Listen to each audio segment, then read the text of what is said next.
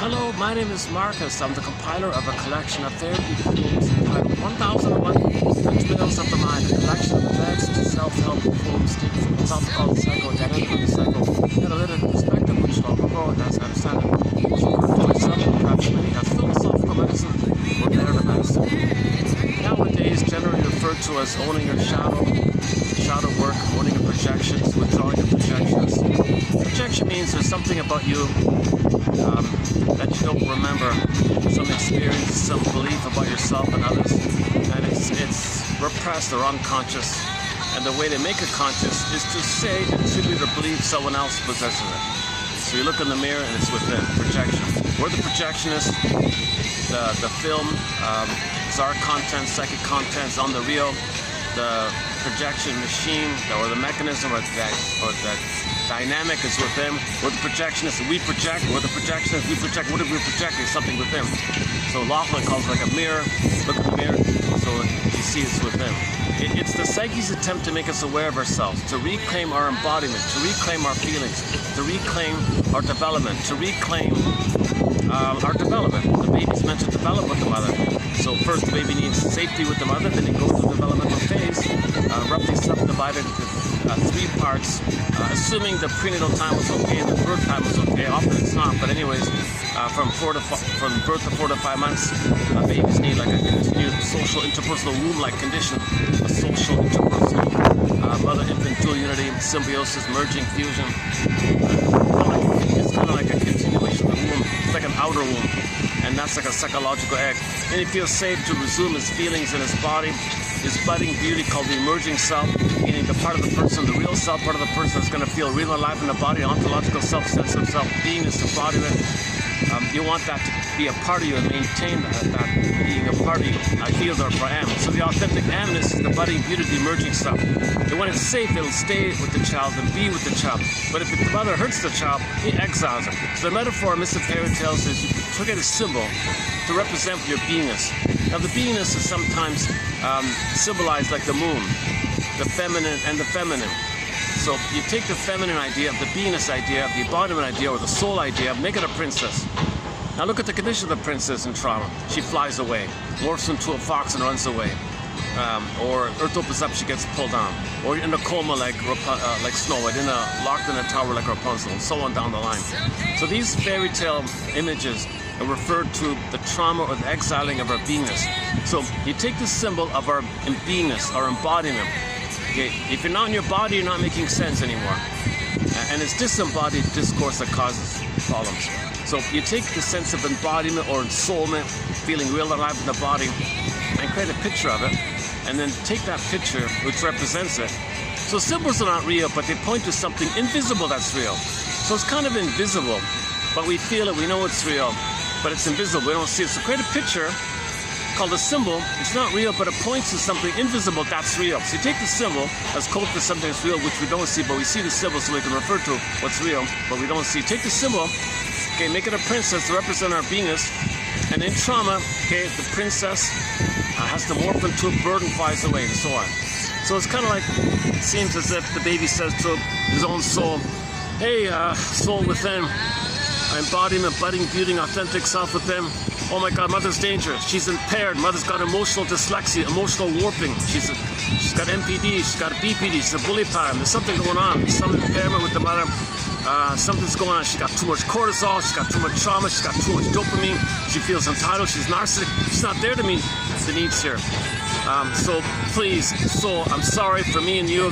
Please, hide, go, flee, exile, disappear. I can't protect you, soul. I can't protect my own soul, so please, soul, morph into a bird and fly away, morph into a deer and run away, morph into a fox and run away.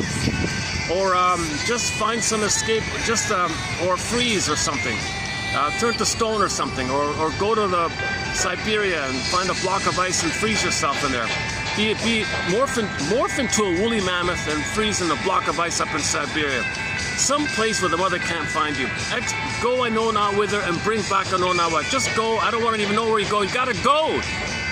So the baby is in desperation to protect his soul, to protect his budding beauty, to protect his identity. He's gotta exile it.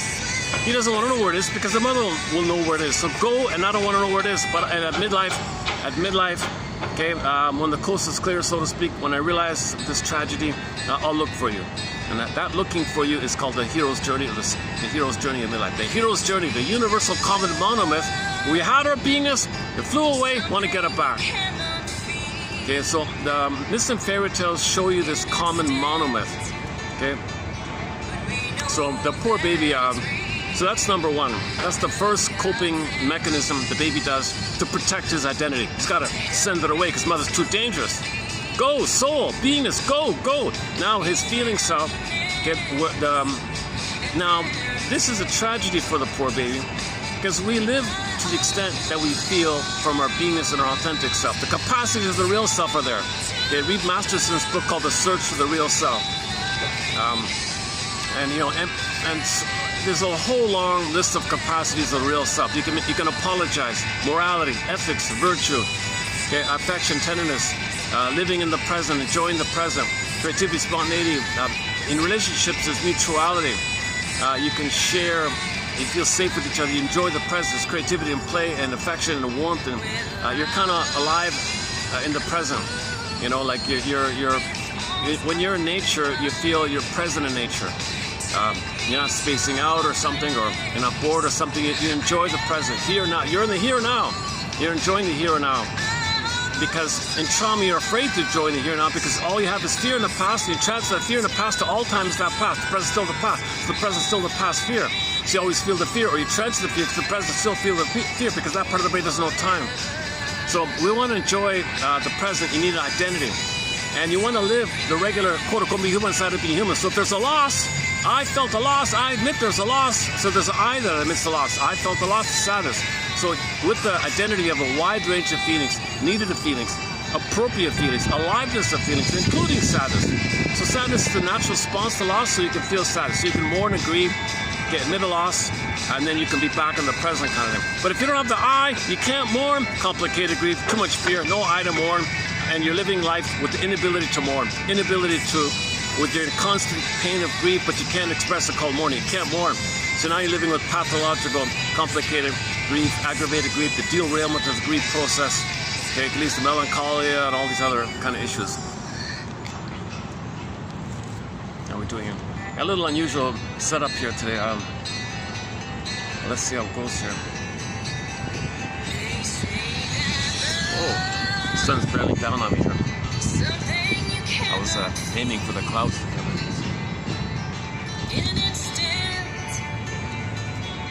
I gotta tell you, it's really nice to see these baby dragonflies.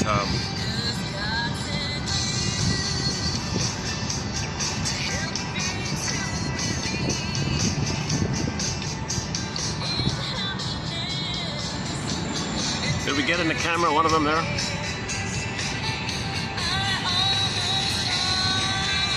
It's a sign of health that the water's clean, the vegetation is clean. The appearance of dragonflies means the ecosystem is okay, like that. It's a nice sign like that. So just knowing that, I feel kind of encouraged like that. So this park is pretty healthy, all things considered. Being in a city like that, it's a healthy little park.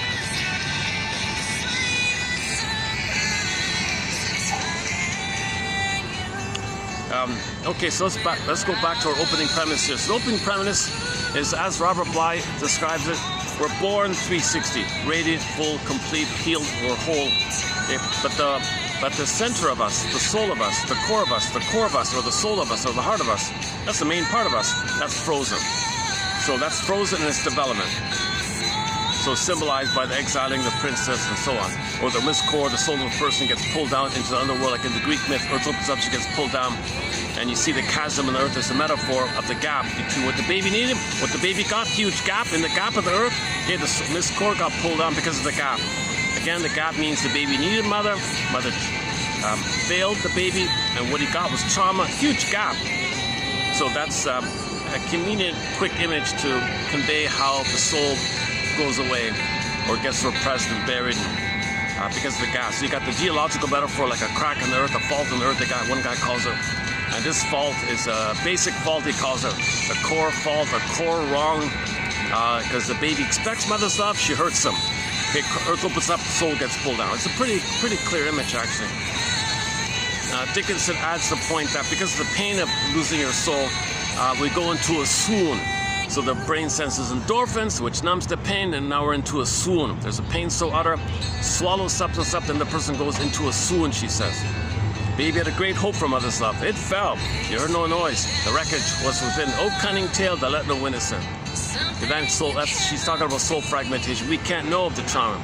Because the hippocampus is not there, so we don't have storage capacity. So we don't have the brain of that. So the side of us that can't know it, that represents the scarecrow in the Wizard of Oz. Okay, the Tin Man, the heart, the soul, the core. Okay, it's missing. The heart's missing. And then the Tin Man and the scarecrow being like that, fragmentation of the soul means we can't link up knowledge of the trauma. We don't even know there's trauma, but there's knowledge of trauma which we don't know, and we can't link it to the loss of the feelings, and we don't even know there's loss of the feelings. So it's kind of fragmented, and those two being like that means feel disembodied, cowardly lying one. So Dorothy's a part of the system, a part of the nature, a part of the psyche within trying to line things up. So we want to line up, okay, mind, heart, and body, get it lined up, and feel whole again, not so fragmented and disconnected. And then there's a whole topic on this fragmentation of the soul like that.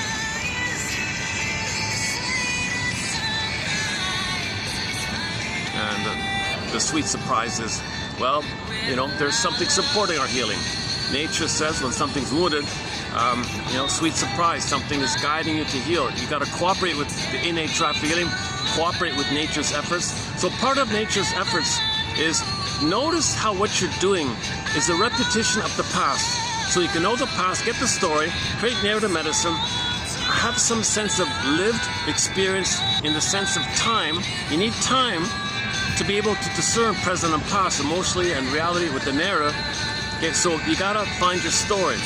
So part of finding your story is you're gonna repeat the disappointment with the mother in some form or another, again and again and again, like a broken record. And you gotta make the inference that if you're always seeing disappointments in your life, creating, orchestrating, manufacturing, misusing situations somehow intuitively, you have this uncanny knack to be disappointed. Well, you created that to know that your mother disappointed you.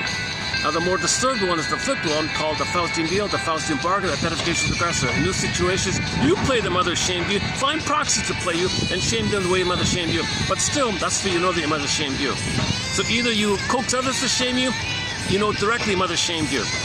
You shame others, you know that your mother shamed you because you're imitating her. That's a more perverse, disturbed way when you cross over like that. That's called identification with the aggressor, the Faustian bargain, and so on. So either way, when you replay the trauma with your mother in the past, so you cast people into roles. Okay, so the past creates a loop, an imprint, a script, a traumatic script. Some people call it your jinxed, your fated, your destiny, your the God's gift. You know, nonsense. It's a neural circuit of the memory of the pain, and that part of the brain doesn't know time. So all time is that time. So in the present, it's still the past. Or you transfer the past to the present and replay the loop. Repetition compulsion means you want a better outcome. You want mother's love. You want mother's love so you can develop, have your beingness, and have your golden ball. The traumas, we didn't have our identity and our golden ball. So we repeat to pick up. Well, there's no time. So we repeat to get mother's love so we can have our beingness and our development. We want our development. We're born to have an I, an authentic I. It's our intrinsic, true, real, coarse, heartful self, and the golden ball is related to it in the capacities of the real self, and we enjoy the present. And our cortex helps us to put into form our feelings. So our living is ethical, moral, virtuous, creative, a play. We're all one family and all that stuff. Yesterday's quote was, or the last video, sorry, was somebody pointed out. I don't know the details, but if you look at the variation of us, Homo sapien, we're Homo sapien traumicus, by the way. That's my take on it. We're Homo sapien traumicus. If you look at the variety amongst this family, so once again, only one hominid grew the cortex. That's us, Homo sapien. We used to be called Homo bodoensis, and it took us as Homo bodoensis almost a million years to grow the cortex. And we became Homo sapien. Only one hominid grew the cortex. So cortex means you can speak, you understand time, you have language, okay, and so only one that's us. That's 200,000 years ago, and it took us 100,000 years after that to start spreading around. and then we spread around, and then about 10,000 years or whatever it is, 6,000 years ago or 10,000 years ago, Mr. Previk has the theory that when we discovered farming and all that, we got too excited. We got too excited, then you want more. So we hoarded into farming, villages, now plunder cities, more. And now we developed a dopaminergic mind. And we've been in plunder mode ever since, self-devouring society. So we talked a lot about dopamine in the past week. Man, oh man, if you get one thing out of this sweaty if you get one thing out of this dragonfly video,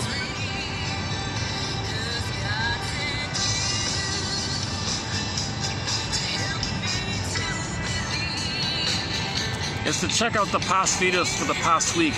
Go to the videos for the past week, all on dopamine. Previk, Miss Lemke, and several others. Good stuff, very interesting material. And in this video, I want to do one more tag on supplementary, two or three quotes, no, I think 4 quotes on dopamine, just sort of a follow-up to the main material. So we covered the main material already in the past week. This video, I want to do a preview of 3157, which will be like a supplementary tag onto the previous material. And the quotes posted below for this video, we discussed already about a month ago, so I'm not going to redo that one here this time.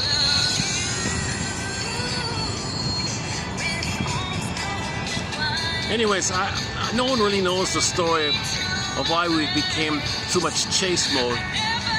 But we accidentally traumatized ourselves. We mismanaged ourselves, we accidentally traumatized ourselves, and our set points in the brain got whacked. So with trauma, we traumatized ourselves as we got an elevated surplus we got too much, we disrupted the set points by accident. So with the discovery of farming and all that, somehow, and then settling into farms and expanding the farms to cities and so on, something happened in our brain like that with the chemistry. So we disturbed the natural set points of what's balanced for us. There's meant to be like a balance of natural dopamine, natural oxytocin, natural serotonin. There's meant to be like all within like a spectrum range that's all we can all handle kind of thing.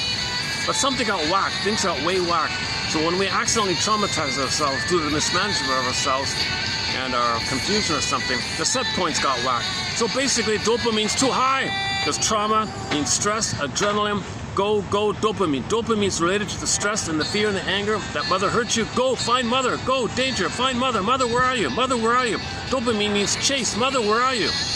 So we're in this constant chase mode, mother, where are you? But we're out of the nursery, so when you're chasing, it doesn't work if you find a mirage of mother, a symbol of mother.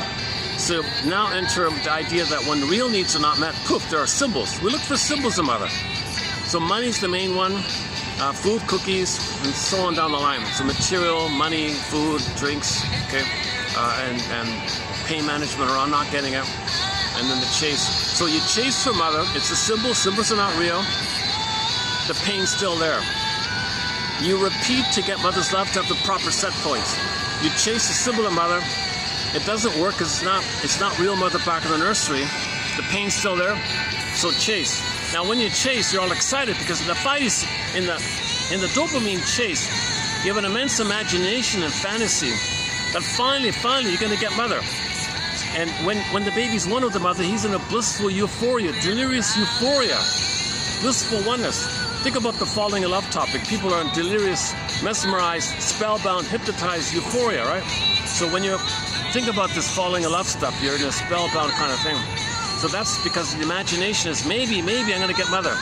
Maybe I'm going to have mother, she'll love me, and I'll resume development, and I'll have my identity and my golden ball.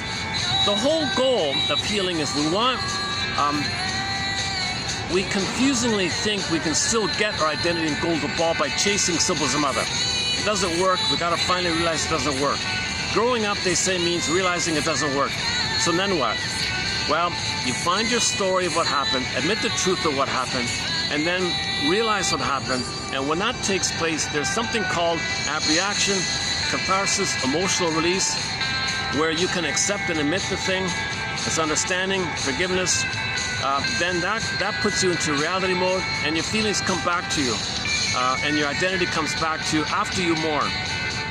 So mourning is the healing. Feel it to heal it. Grief is sealed when it's witnessed by a caring other. You need a safe, caring witness to have a level of safety to mourn the process. You can't go to a bar and do healing. People just blot out and numb out. They're escaping. They're numbing the pain. Most of these hedonic kind of things are just about numbing the pain, right?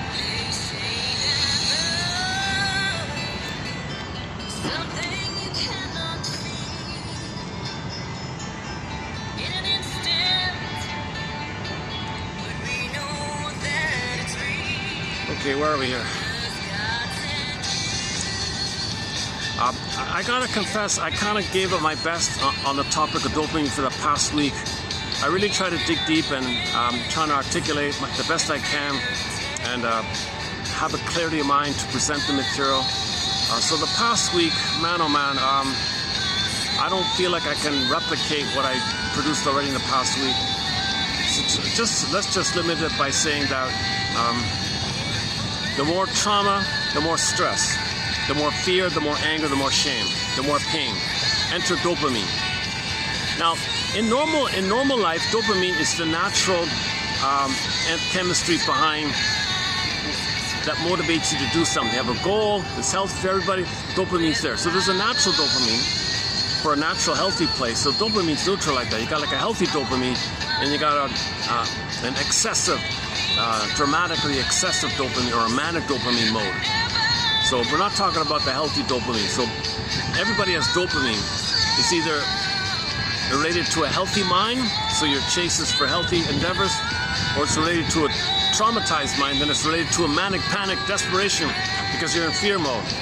If a person's in fear mode, the feeling self is, remember, flies away, swooned over, so you don't feel it.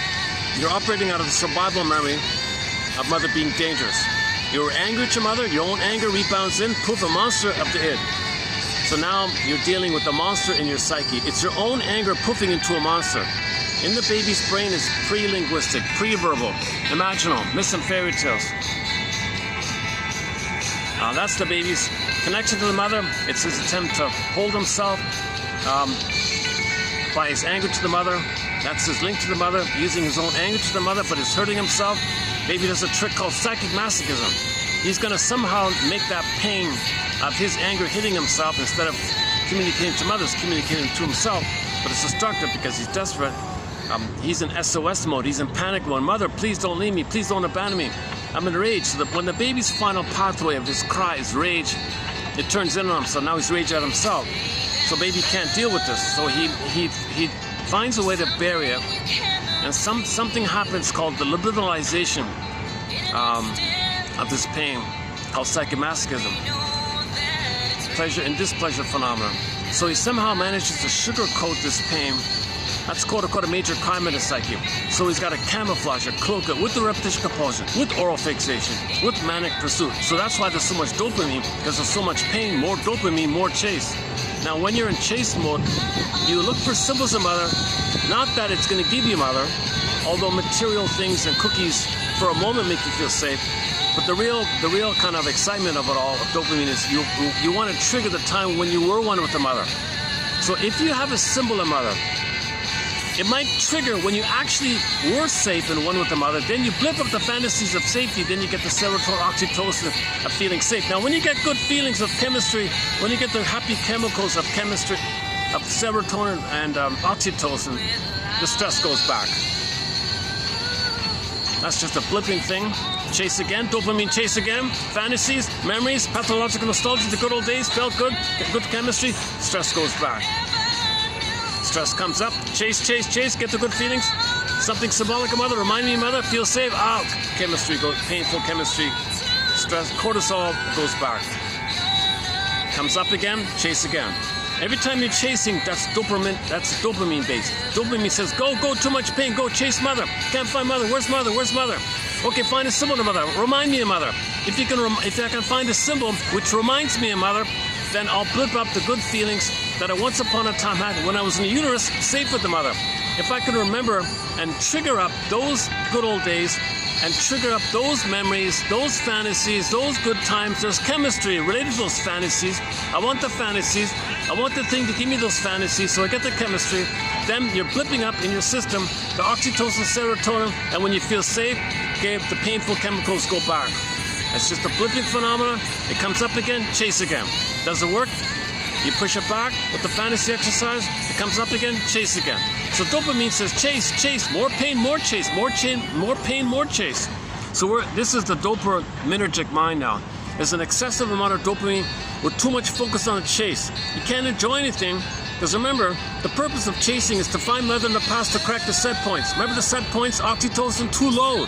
Serotonin, too low. So when you get something, you can't enjoy it because the serotonin is too low. You can't love because the oxytocin is too low.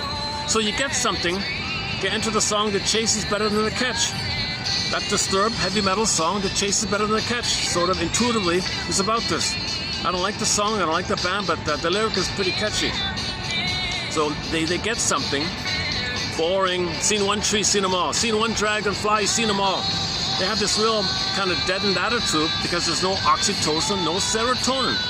So they got to chase. All they know is more chase, fantasy, because they got pain, fantasy, pain, because they don't have the oxytocin. No fantasy mother, no reminder of mother is going to resume your development where you have your identity, where you can have the proper set points in the brain. So this is the dopaminergic mind, Previk calls it, or excessive dopamine, or too much dopamine. I just noticed this morning they call it dopamine gone mad. No, dopamine gone wild. So I want to read that quote. Dopamine gone wild.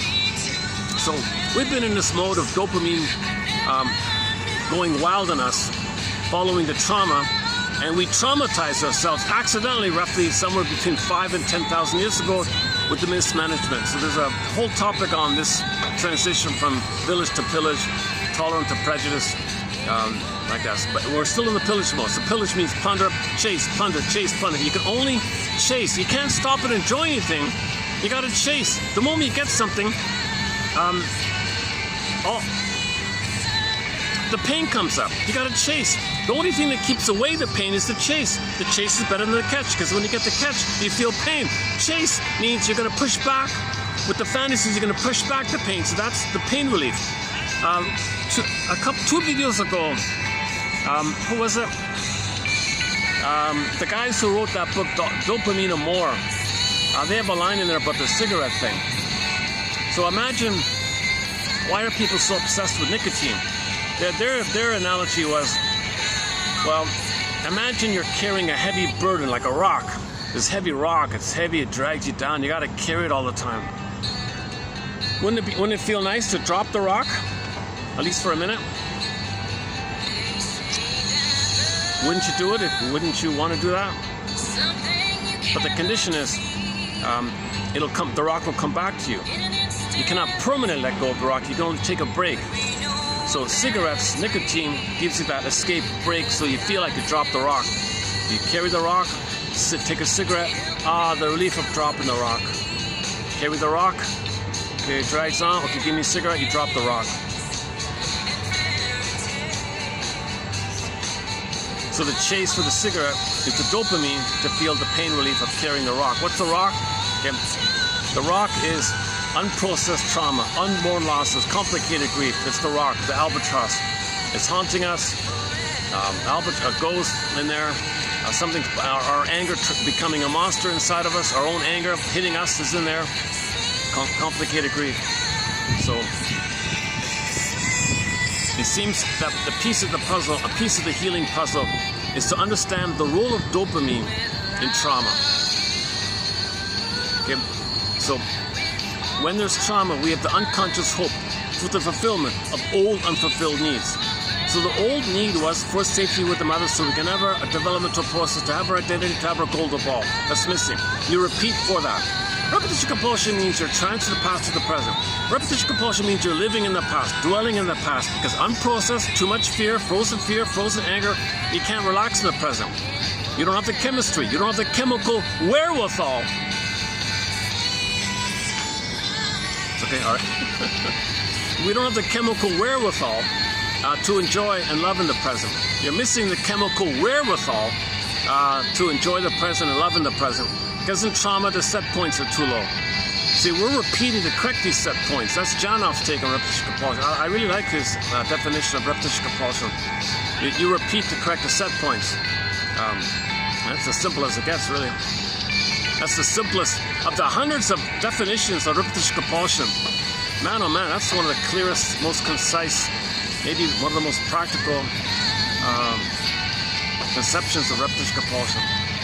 So Paul B. Russell is our key author on repetition compulsion. We posted a good 7 or 8 videos on his work. Recently, about a month ago, we posted 4, and a couple of years ago, we posted another 4, let's say. So Paul B. Russell is our main authority on repetition compulsion. So the compulsion, or this madness, got to get out of the pain. We feel this unconscious pain. Okay, the drive or the compulsion is all the baby's life force, all of his energy, all of his desire, his craving, attachment striving, attachment hunger, attachment craving, love hunger, affect hunger. Mother, where are you? That's the only thing on the baby's agenda is to connect with the mother. He'd be a goner with no mother. He's got to survive first. He's got to feel safe and resume his development. He couldn't resume his development because he wasn't safe. So he's dealing with the safety issue. His whole life is a jungle mentality now. So people with jungle slogans in their mind, people with jungle attitudes in their mind, that's code for trauma during this time. That's code that mother failed him, didn't nurse them and hold them. And maybe when she delivered, the back was on them. The legs were up and the back was on the table. Put too much pressure and gravity was pressing down. Baby didn't get enough oxygen, blood. Cords removed, placentas removed, hormones went away, towel. Okay, all these troublesome things to break the bond. So part of the plunder system is to break the bond between the baby and the mother. Turn them to flying monkeys and the pillage. It's a dopaminergic agenda because we're in panic to plunder. Traumatize the babies, turn them to quote-unquote flying monkeys of the plunder. And this went into high gear when they put the mothers on the table and the legs up. Then the trauma accelerated immensely because they were in a desperate panic, manic to plunder Africa, South America, whatever it was. I think it was the scramble for Africa there. How do we create more angry, aggressive characters? Put the mother on the back. That's one theory. Put the mother on the back. And then remove the cord and the placenta, of course, and separate the baby from the mother. He'll be very enraged by this. The baby will feel his mother plundered him, betrayed him, gave him poverty. He'll do that to others. Mother robbed his inner home, his embodiment. He'll rob outwardly. As above, so below. So the blow for the baby in trauma is mother plundered his soul, his home. So he'll plunder outwardly other people's homes because the mother plundered his inner home. He becomes the aggressor. So you do outwardly as a reflection of the inner state, as above, so below. So you repeat outwardly to reflect the imprint within. So when you traumatize the baby, you're giving him a traumatic imprint. He identifies with the aggressor, does to others what was done to him. Okay, there's a 7.5-hour video on the as above, so below topic. That's a huge one. I don't know, man. So the most recent one was, how did it go again? The guy said, somebody said, we've already dumped 10 billion plus tons of plastic into the ocean. So we're polluting the ocean, right?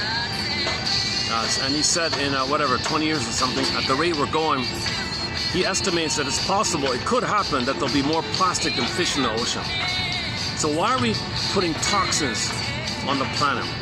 Okay, that's a reflection for us to know that when we were with the mother, she had too much cortisol, adrenaline, and dopamine in the milk, and the baby felt the toxicity of all that. So the baby felt the toxic stuff in the milk, or the powder stuff. If the breastfeeding was in the powder stuff, there's toxicity and chemicals, tons of chemicals in those things. So he felt poisoned by that. So how does he communicate? How does he know mother poisoned him? Okay, he poisons the planet, he pollutes the planet. So we're dumping toxins and poison on the planet all over the place for us to know that mother did that to us. Now the mother's doing it to us because she's trying to save, but that's what happened to her. She doesn't know that that's what happened to her, so she's toxic to the child to communicate that that's what happened to her, that her mother was toxic to her. If this is a transmission of intergenerational trauma, somebody's got to pause and say, what's going on here? So So the famous line, the most famous line from psychoanalysis is, we repeat because we don't remember. If we can find our story and remember, okay, good, we can stop repeating finally. So we keep repeating in an attempt to remember. Repetition compulsion is experimental recollection. We're trying to remember. So when you repeat things and you're disappointed, in either in the victim mode or in the Italiano revenge mode, the aggressor mode, either way you're disappointed. If that's for you to know you were disappointed. That's a disturbance of our psychology and our emotional dyslexia, emotional warping, immaturity, like this. This is a dysfunctional feeling system, he called it, one of them called it.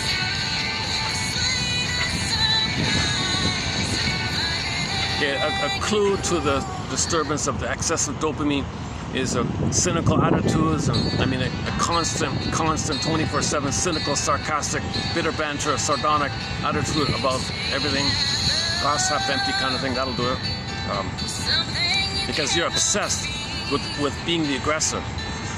If you shame negatively outwardly, that's your own soul. To make you unaware that mother shamed your soul, you become her who shames your soul. So to not know that you're shaming your own soul, you got to find proxies to play you to shame, to make you unaware that you're shaming yourself. Now, when you're the aggressor, for a blip, you're one with the mother, you feel safe with the mother. That's only a blipping thing, to push back the pain you're feeling. Okay? So when the pain comes up, you found a way to push back the pain, called Schadenfreude. Find someone to play your soul, mock them, because mother mocked your soul, Schadenfreude, haha. But in the haha moment, it's perverse, it's sick, it's ill, but anyways, you're one with the mother. And if you're one with the mother, you behave like her, you imitate her, you are her, okay, that's going to blip up the fantasy that when the baby is one with the mother, or when he was with the mother, whenever a baby's one with the mother, they feel a blissful feeling, euphoric. So the euphoria, the Schadenfreude, they have this sick, perverse glee, kind of sick, kind of laughter when they mock people like that. So that's a clue that they're addicted to Schadenfreude. They're addicted to these negative, kind of cynical, sarcastic jokes, because it puts them in the aggressive mode. Mother was the aggressor. They don't want to be the passive baby anymore. They want to be the aggressive mother. Faustine deal, mother's power. So they feel safe in that sense. But they gotta sell their soul. That's the Faustine deal. You sell your soul. Now you don't want to know, that's too painful. So find proxies, externalization, blaming, scapegoating. So for example, if a couple gets married and they're both cynical, they gotta have a kid to scapegoat. One they might support, to be a vicarious star. So if the kid is seen, they'll be seen.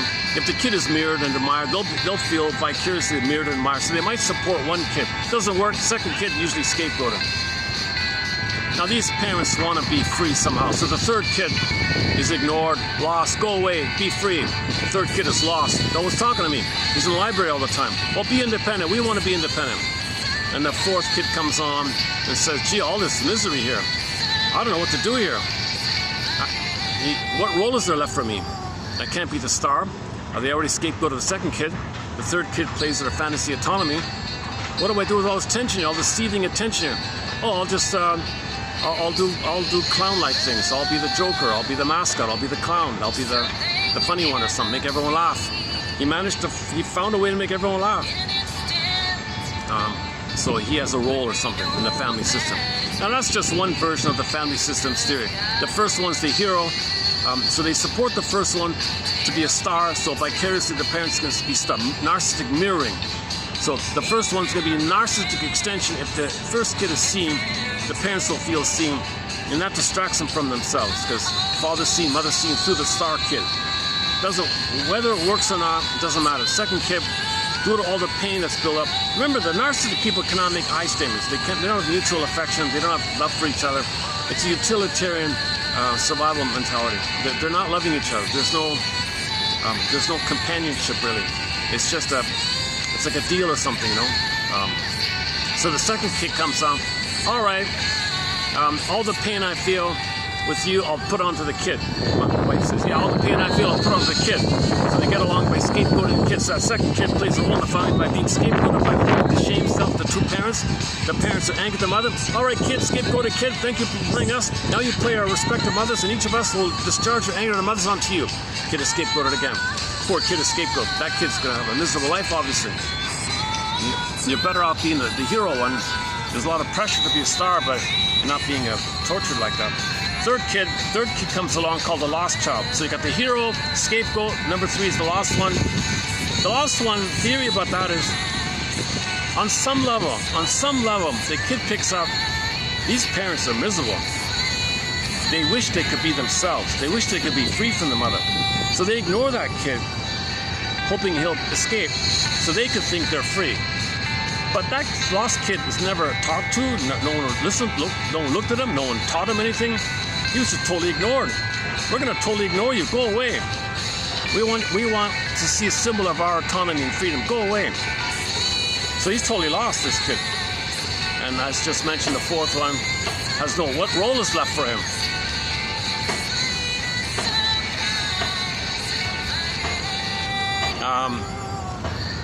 So he might be the mascot one.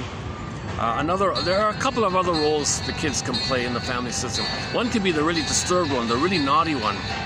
Well, the scapegoat one might be the naughty one.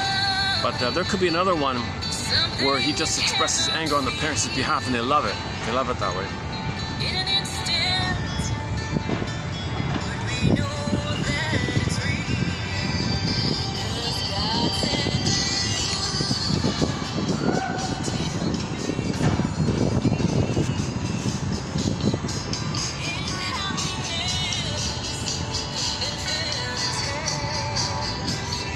Maybe I'll take let me take a perspiration moment here.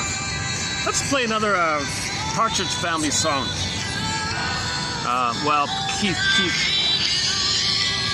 I can't play, there's only one Partridge Family song I've been able to get through so far. The other ones I've tried are all blocked, copyrighted, trim out, forbidden, like that. Only one got through. So let's try another as a soloist. Oh, hey, hang on. Hey there, haven't seen you in a long time. My goodness. All right. Are we getting him in the camera here?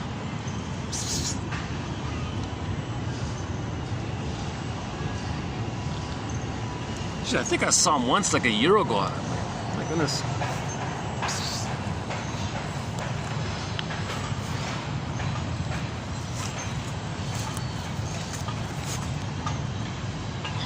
Hey buddy, how you doing?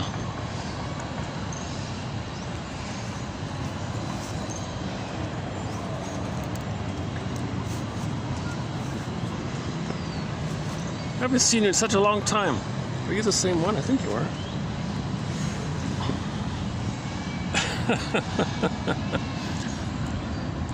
What's your story?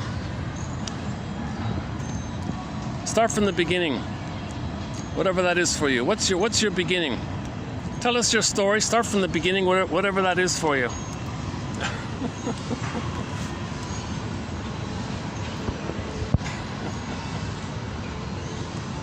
Let's try Oh,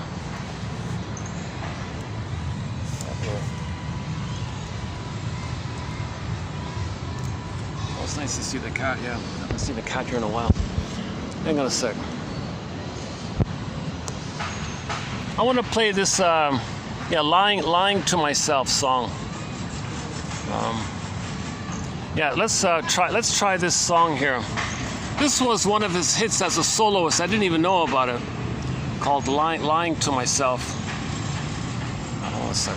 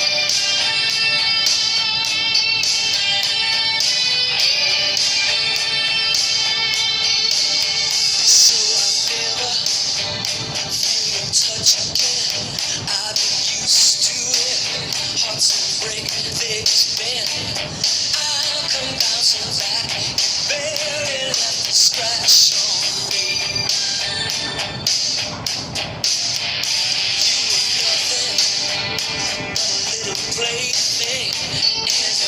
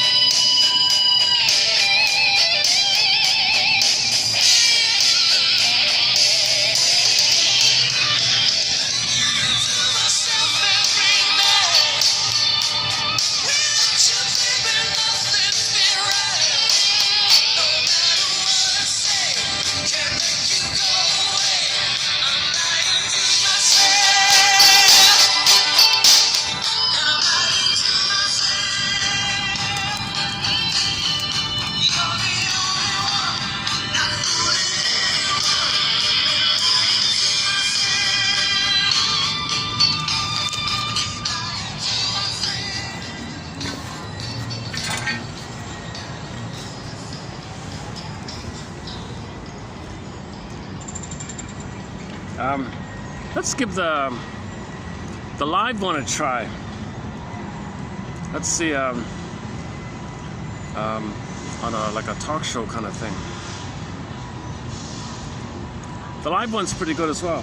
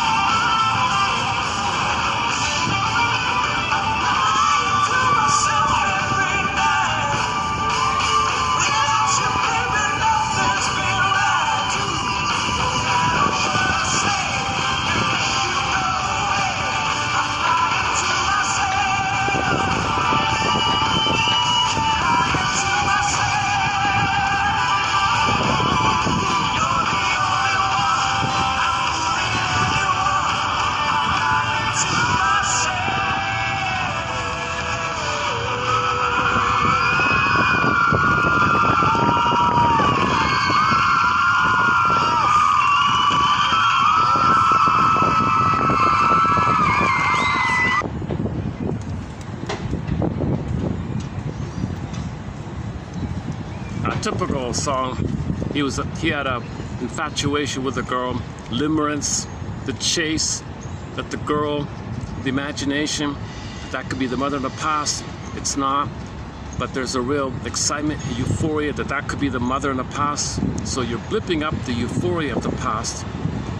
The stress is she can't fulfill that, so she's gonna leave. Now you're in a panic. the bliss and the panic, the unknownness of it all. Dopamine is chase, chase. She doesn't return your text. Oh my God, you're gonna leave me. Chase, chase. She returns your text. You're all excited. So this obsession, we remember this kind of thing. Then you're spinning around. Well, I should have said this. I could have said this. Why didn't they return my call? Obsessive love, infatuation, puppy love, infantile love. So this manic. So dopamine is also involved in the pursuit of obsessive love, right?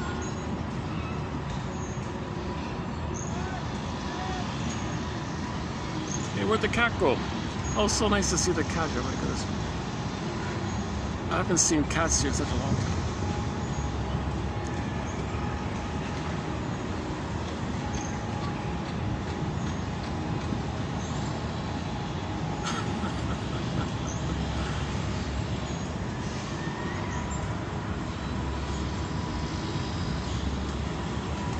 So dopamine for the chase, serotonin from the catch. But what are you chasing?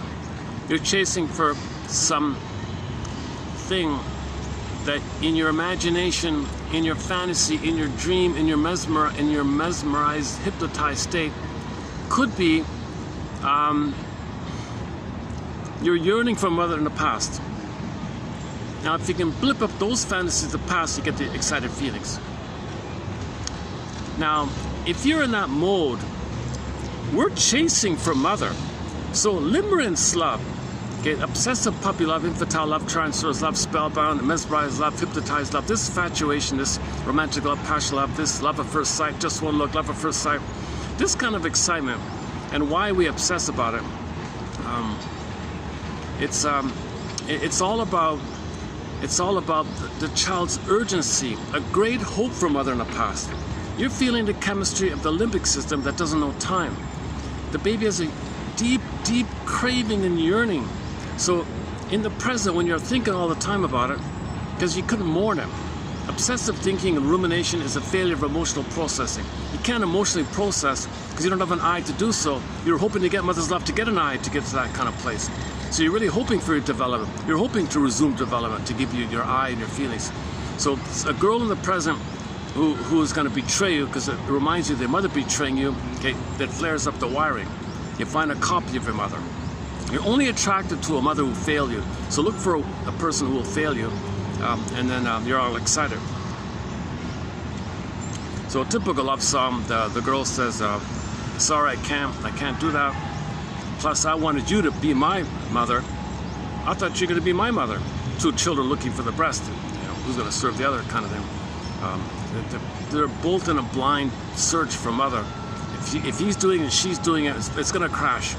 Roller coaster up and down. I thought this. Okay, so finally, one's going to leave. So the girl left in this case. So this song, typical love song. Ah, yeah, okay, I'll be fine. Yeah, it didn't bother me. Lying to myself. He's in pain. He's in agony. He's in desperate agony. Lying to himself, saying to use denial. Oh yeah, okay. And is it coming up here? Oh, I don't have it here. Maybe in a when I did a search online for that phrase, what's it called again? Dopamine gone wild or something. I didn't post it, but there was a link to a magazine article that was reporting about a story about a woman who had a fixed relationship for 5 years, and she could deal with it. She let it go or something. Then afterwards, she met a guy, went on like one date or something, and she's crazy about him. He can't let go of her, and years have passed. He's still obsessing about him. What the hell's going on here? So this unknownness, this fantasy, dopamine chase, fantasy, chase, fantasy, chase. That's why women are always advised to be like a source of addiction to the men, to control them, to have power of them, make them addicted to you. Give them fantasy, allure them, fantasy, chase. Don't return their call, don't return their text, make them pursue, throw them a crumb, make them intermittent reinforcement, pigeon thing. Chase to the fantasy, and then they're trying harder. You want to blip up the man's fantasy for blissful oneness to the mother. the women are capitalizing on it, and they're making them addicted to them. Then they take them and they rob because they want supply. It's so sad like this, right? So she, yeah, I don't have that quote here, but why don't we do the? Okay, let's do the quote here. Hang on a second. Okay, give me a second. Okay, this is okay, dopamine. I don't know. Okay, I'll be honest, I have a confession. This is the first time. This is the very first time I'm quoting one of these AI results. Because I was looking for the phrase. Somebody mentioned the phrase dopamine gone wild. Dopamine gone wild, that's a catchy phrase. What's that about? So I did the search engine and the AI pops up with the following. So they cull it from previous material, bits and they you know, find it from other sources. And they don't give you the author, so it's probably some kind of condensation or mixture of other sources. So I just put here unknown, but anyways. So this phrase, dopamine gone wild. Okay, so that's the theory, that roughly 6,000 years. If you go by Star Trek, it's 6,000 years ago. Most people say 10,000 years ago, others say 5, others say 8, one said 9, we don't know. So roughly 10, whatever it is, roughly 10,000 years ago, our dopamine went wild. That's because there's trauma. When there's more trauma, more pain, chase for mother, chase, desperation, mother, where are you? Chase. You want to survive, you want mother to survive. So dopamine gone wild. So we've been in this dopamine gone wild mode for the past 10,000 years. The term is a popular cultural phrase, not an official clinical diagnosis. So I think the dopaminergic mind is the closest we have to it. So dopamine is a neurotransmitter that acts as the brain's motivational molecule. So dopamine is the anticipation, the fantasy. If you get the thing, it'll be mother in the past. Fantasy, chase, pursue, anticipation, go, chase, go, molecule, more, chase, go, anticipation, molecule of more. So the book is called Molecule of More. I noticed when that book got translated into the Romanian language, the title of the book in Romanian was called Dopamania. That's pretty good, Dopamania. So this does make us manic and mania. This guy, oh, there's the K, here's the cap. Let's see if we get. I didn't bring any food. Oh, you're not allowed to feed. Oh, he's in the bushes there. Well, hopefully the cat will come back. You can't see him. He's sort of hidden in the bushes there.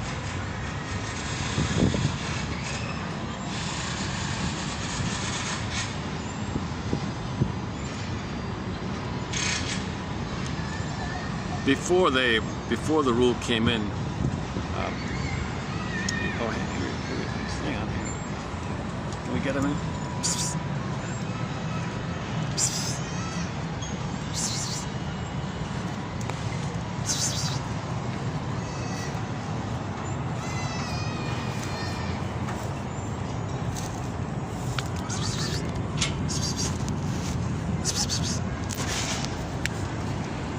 Want to hang out?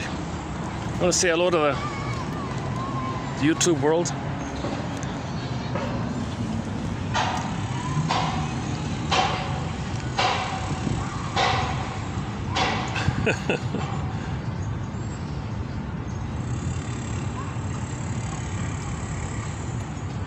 So if this cat sees a mouse, you know, so in practical terms, dopamine means he'll feel safer if he finds his food. So dopamine says chase the mouse. That's just sort of the natural. Okay, it's gonna climb you.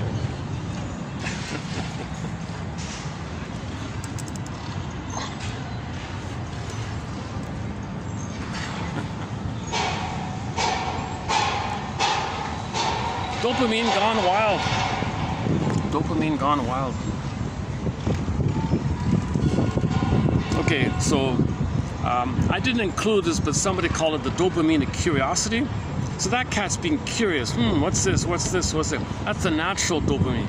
So if dopamine is the molecule of curiosity, interest, what's that? That's okay. But we're talking about excessive dopamine. So dopamine in the context of trauma, that kind of dopamine, we don't seem to have a term for it. So excessive dopamine or trauma-based dopamine or fear-based, anger-based, chase dopamine. That kind of, it's not like a healthy dopamine. So this is some kind of dysregulated or abnormal dopamine. It's called dopaminergic. The dopaminergic phenomena, the dopaminergic mind or brain or something. But in general, it's what motivates you to seek a reward. So the reward is whatever you think is going to make you feel safe.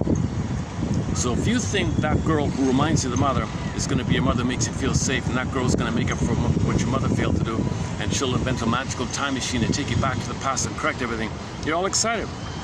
So you're blipping up the blissful feelings that didn't complete itself, it's still there, flared up, and you want to continue. That's the madness kind of thing. You're feeling the blissful euphoria of undifferentiation, one with the universe, floating, euphoric kind of honeymoon feeling. But no girl can do that. So there's pain, there's fear, chase, excited. She can't do it, fear, chase. Now you're in this negative loop like that. When you engage, okay. So if you're scrolling on your phone or something, if you're scrolling on your iPhone, every time you see like a new little thing, you get like a tiny blip of dopamine. Because you're searching for knowledge, you're searching for answers to make you feel safe, information, maybe you get status, you feel important to be seen, maybe it'll improve your career, you're chasing. Now this teacher, so then you remember, so when you get a blip of your chase, you remember it and you do it again, kind of, okay. When the brain's dopamine producing pathways are overstimulated, the reward system can be taken over by fake things. So the fake things. So a woman walks by and doesn't breastfeed her baby. She jiggles the bountiful teats or the mammaries, and the guys are mesmerized. That's a stimulus, artificial stimulus. Now, from the woman's point of view, she's transferring the mother onto all men. So she wants to, in self-defense, control the men, fight with the men, seduction as power. So on her end, she just wants to control the men because she thinks all men are the aggressive mother. So she's in battle with her mother, transfers the mother onto all men, and fights with all men using seduction as power. So the woman knows that little boys imprint on the breast. Only women have breasts. Women flaunts her breast, and the men are spellbound. That might be her agenda. On the boy's end, he's disturbed. He's so in a panic to find mother in the past. So if a woman jiggles the mammaries, they're like spellbound. Oh, could that be the breast in the past that was missing? She's, aha, gotcha, hooked. Then she functions the pusher. She makes him addicted to the chase. Then the man is chasing. Fantasy, chase. And now she hooks him in. And women are told to be pushers like that and make men addicted to you. There's no love going on in here. It's called limerence. The man is the limerent, the woman is the limerent object. And then, so these songs, like David Cassidy's song, you got to analyze your chemistry, and then you'll notice the chemistry going on with you. Then you're not too affected by this kind of.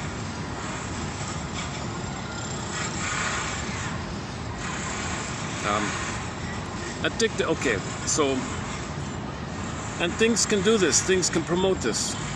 Gambling is a key one. Video games, junk food, and so on. Okay, high dopamine levels are associated with, now on the extreme end, the people in the hospital have a disturbance of dopamine, either way too much or way too little. So the people in the hospital, if it's a neuro, movement, body, mind, cognition, psychological issue, you know, Asperger's, autism, Parkinson's, they list all the things there. Now there's a link to dopamine. Bipolar's in here, manic is in here, OCD, addiction is in there. Okay, go to Previk's book. He's got a list in there. Previk. It's not in here. This one here.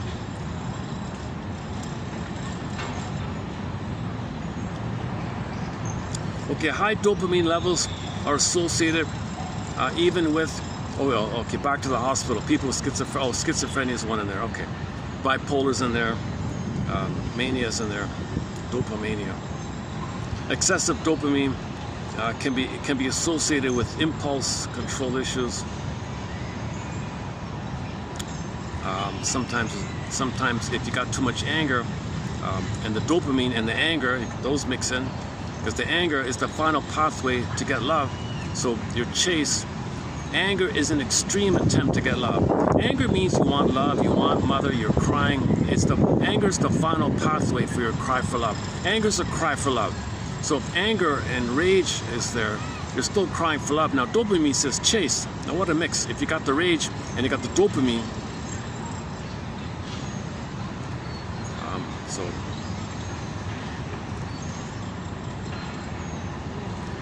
yeah, this AI is a little choppy. It's not too coherent. I'm having second thoughts with this one here. Okay, anyways, so if you're mindful, maybe you can, cut down on your dopaminic activities. Go on a dopamine fast, as Lemke calls it. Dopamine diet or something. You can't go on there's no such thing as a complete dopamine detox. Dopamine's always there. Maybe, but we know what he means, right? So eat more, avocados and switch over to foods that are like nuts and maybe a little bit of poultry, eggs and dairy is okay. So maybe it'll help a little bit. So he says here, you want to consume foods rich in tyrosine, whatever that is. Tyrosine, first time seeing it here. Okay, I'm not a nutritionist, so disclaimer. If you can eat avocados, you better get the organic ones.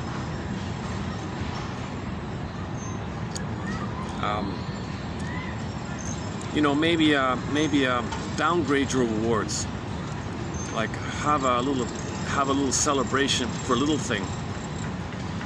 Like I see the dragonflies. All right, this is a good day. I'm declaring this a good day to see dragonflies. Like learn to take simple pleasures.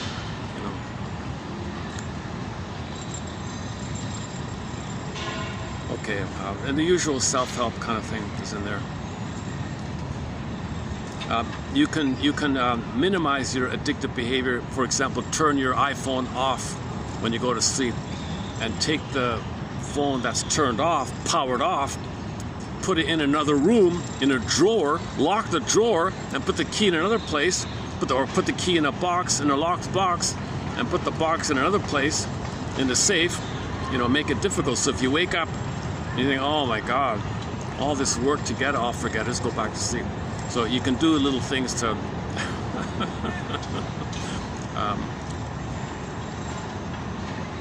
oh my goodness, there's a whole there's some kind of daycare or nursery. Oh, that's kind of cute. Oh, there's a whole mother and baby thing taking place near me. Oh, it's super cute. There's about I don't know, maybe 2, 4, 6, 8, I don't know, maybe 10 babies and their mothers just sitting by the water with the pigeons. Looks kind of cute.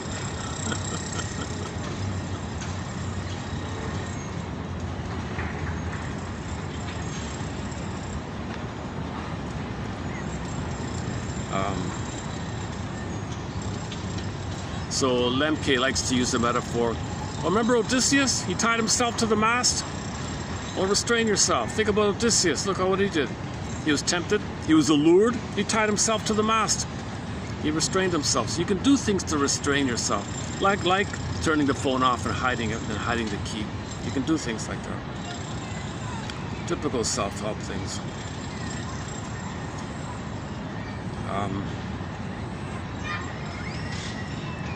Cut down on your online activity. Make sure you get enough sleep. You got to get 7 to 9 hours. So you got to get minimum of 7, somewhere between 7 and 9 hours, they say here. See, if you get not enough sleep, you'll be stressed more than you might eat too much. You see, if you don't get enough sleep, you're under stress. To deal with the stress, you might gulp food to make you feel better.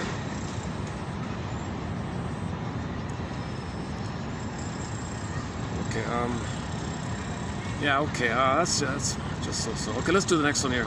This is from the, I just found it this morning, a popular self-help book called The Owner's Manual of the Brain or something. I haven't had a chance to read it. I just typed in dopamine, see what it says here. Dopamine feeds the fantasy. Oh, in the love, I looked at the love section, yeah. Dopamine feeds the fantasy. Feeds the fantasy. That's a key line right there, fantasy. Remember, fantasy is addictive. Fantasies can trigger chemistry. Think about the kid who's feeling down, puts on a Superman cape and pretends to be Superman, feels important. He feels important. He's got the status that he's Superman. He's not the wounded, helpless child. He's Superman. So the fantasy, it gives you chemistry. John Off's line is the dope of hope. The whole word, the fantasy means.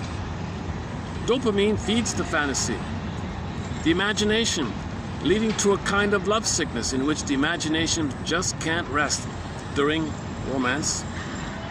I mean the spellbound stuff, falling in love stuff. Dopamine increases significantly in the brain regions that form the reward network that's associated with cravings and addictions. So this love addict, it's also, people can be addicted to someone. A man can be addicted to a pretty girl if she doesn't return her. If she doesn't return his call, he might be addicted to her because he has that's the deliverance topic.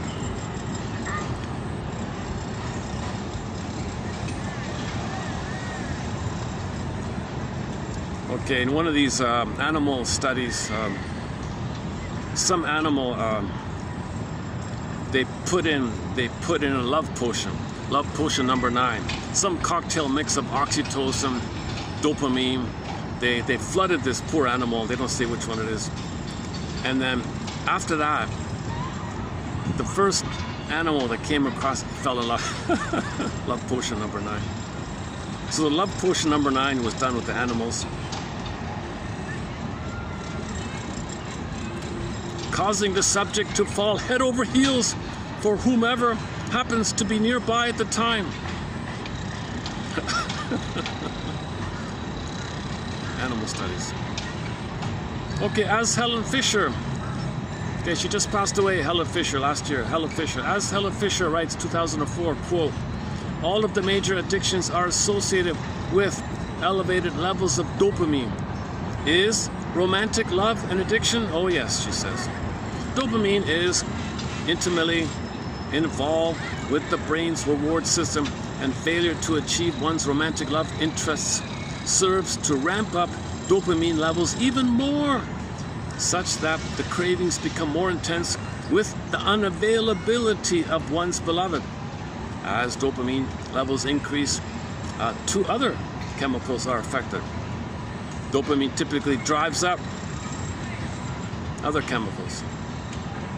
For example, the chemical that makes you remember stuff, norepinephrine or something, supports this imagination run wild by providing increased energy.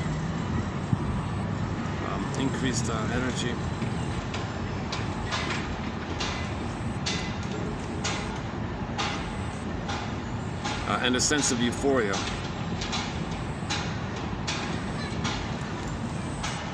Who needs sleep and food when all you think about is your beloved?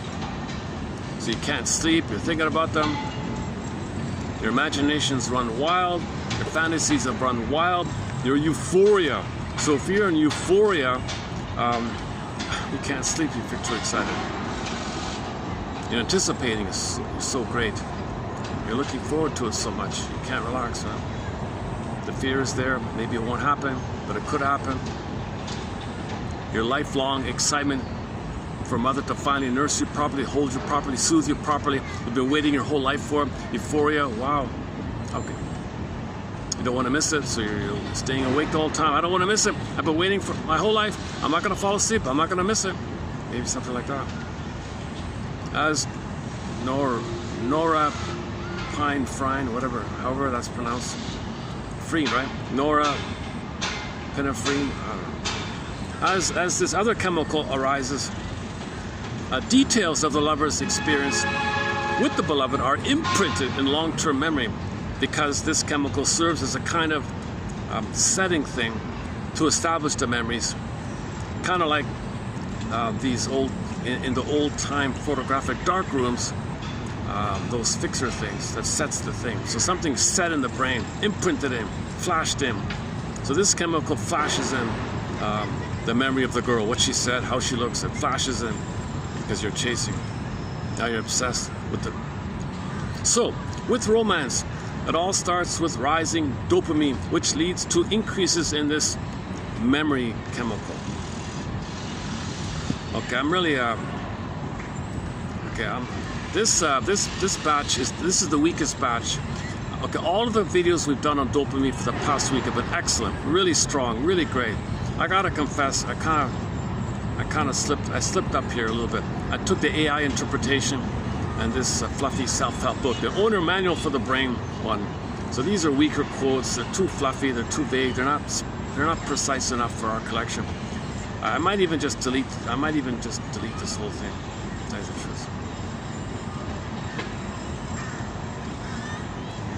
Okay, that was so number 3. So we got, okay, let's do 3 or 4 here. Okay, just a reminder that how the mother's feeling and the chemistry in the mother can affect the baby. So we had several quotes about that. If the mother's got too much dopamine in her system, stress and fear and anger, it can go into the baby, and the baby will be flooded with this. Now he's got prenatal distress syndrome,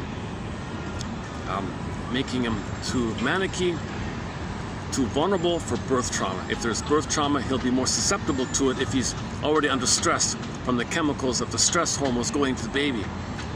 Do you want the poor baby inside to be flooded with mother's cortisol? Baby's going, hey, what's with all these cortisol here? That's considered toxic. He grows up and pollutes the planet, dumps plastic in the planet, identifies the aggressor. He's repeating to know what happened. He's repeating to get a story. He pollutes plastic in the ocean to say and to try to remember that the mother polluted him when the mother dumped cortisol into his system because her system was flooded with cortisol because she was fighting with hubby. The cortisol went into the placenta, down the center vein of the cord, the umbilical cord, down into the child. Now the child has the toxicity of all this cortisol. Maybe he can't handle this, he spaces out even. Maybe he gets Asperger's or something, or autism, or he gets some kind of reading, can't concentrate or something. He blots out easily, deer in the headlights. Or he's revved up, or he comes out already in manic mode. He comes out with, he's born with PTSD, permanent hypervigilance, permanent fear, permanent jungle. Now now you got your flying monkey like that, according to one person. Okay, so another example here. For example, the mothers, if the mother's, just very simple, just very basic. If the mother is all excited and her heart is beating too quickly, the baby inside, the baby's heartbeat is following it likewise. So if the mother's stressed, the baby will be stressed. They've shown it, right? Stress for the mother equates to stress for the unborn child. Higher cortisol in the mother is accompanied by higher cortisol in the unborn child. So Janov says too many babies are being born with PTSD. You can go to our Route 66 quotes. Check in our collection, Route 66. It's the, I think it's the second one down. We got 11 quotes from the classic TV show Route 66. Excellent quotes. If you'd say to AI, hey AI, give me some quotes from the classic TV show Route 66. The best quotes are here. It won't take it here. That's how dumb it is. AI can't bypass whoever is blocking this information. As one professor said, they don't want the public to be too intelligent, right? Like, okay, play all the George Carlin clips.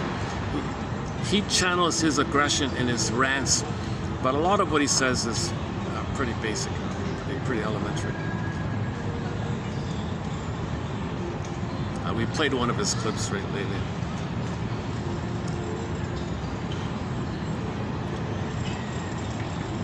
Okay, here's a new one. So as mentioned before, during pregnancy, no heavy metal concerts, no fighting with hubby, don't watch scary films, don't watch scary things, don't drink, smoke, no pills. Oh my God, no pills. Okay, have some soup, put some nice music on, make yourself calm, find some other way, get support. And here's a new one here. It might be okay for the mother to take a little bit of coffee, not much. A little bit might not harm the child, a little bit. But that a little bit should be taken after the baby's fed, not before. After the baby does his round of nursing, okay, and there's time for the next nursing, then the mother can take a little bit of coffee, a little bit of tea, a little bit of chocolate, a little, maybe a little bit, a sip of cocoa, I don't know, just a little bit's okay, he said here. But don't drink too much coffee. Definitely don't drink caffeine just the moment when you're about to breastfeed, because the caffeine will go into the baby. You don't want caffeine to go into the baby. Caffeine also makes its way into the breast milk. During the months when you're nursing your infant, take care that your caffeine consumption is moderate and occurs shortly after nursing, not before. Caffeine that you consume before nursing will enter your breast milk and provide unnecessary stimulation to your nursing child.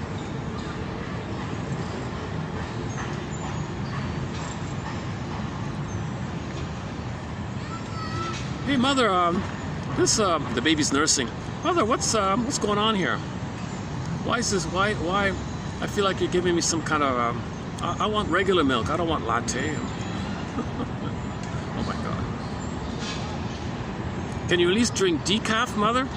If you're gonna drink coffee, can you just at least drink one of those coffee substitutes? The barley stuff or the dandelion stuff, the dandelion root, or the barley one, or the chicory one, or simply non-caffeine one, decaf one. Can't you do that for at least 18 months? Mother, can't you get off the caffeine for 18 months? So the baby's supposed to nurse for at least 18 months. A little variations there, but it's all baby-led, by the way, nursing.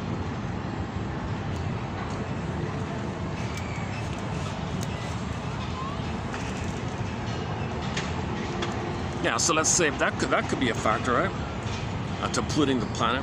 Well, mother polluted me with all this caffeine in the milk.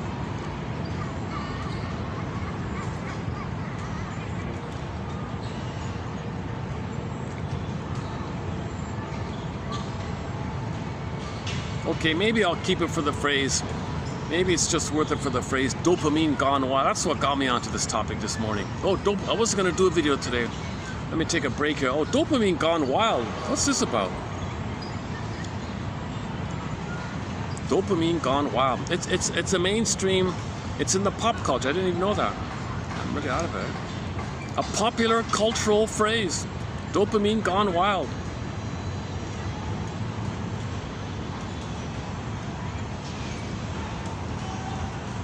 So too much trauma, then there's too much dopamine, because with the trauma, you got to find, you're urgent to find mother. Dopamine is the chemistry that motivates you to find mother. But you're never in the nursery, you never get mother. You only find symbols of mother.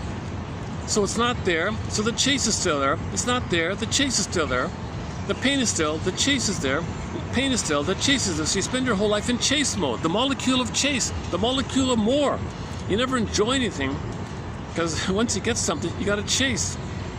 Yesterday's example was the guy who went on some kind of tour thing. He couldn't enjoy anything. You see a spot, take a quick selfie, next. Okay, fine, next. He couldn't enjoy the thing. he'd be in the Louvre or whatever. Yeah, whatever, next. Yeah, he's seen one mushy painting, next. Yeah, whatever, next. He couldn't pause or have any interest. He just had to go more, no more. He could only do more. He couldn't enjoy anything. There might have been a very interesting story by the tour guide about that painting. Maybe it was a good tour guide who told you a really interesting story. I'm too impatient. Give me the next item. What's next on the tour list?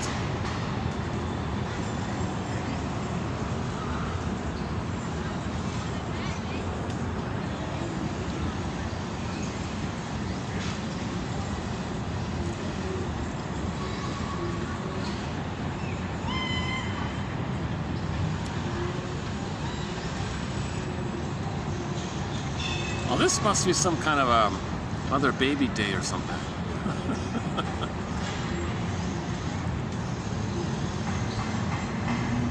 Now, I would say the only time you can take a baby out after 4 to 5 months of age, after the baby cracks out of the egg. Don't take him in public and clothe him up and you broke the bond. He'll be.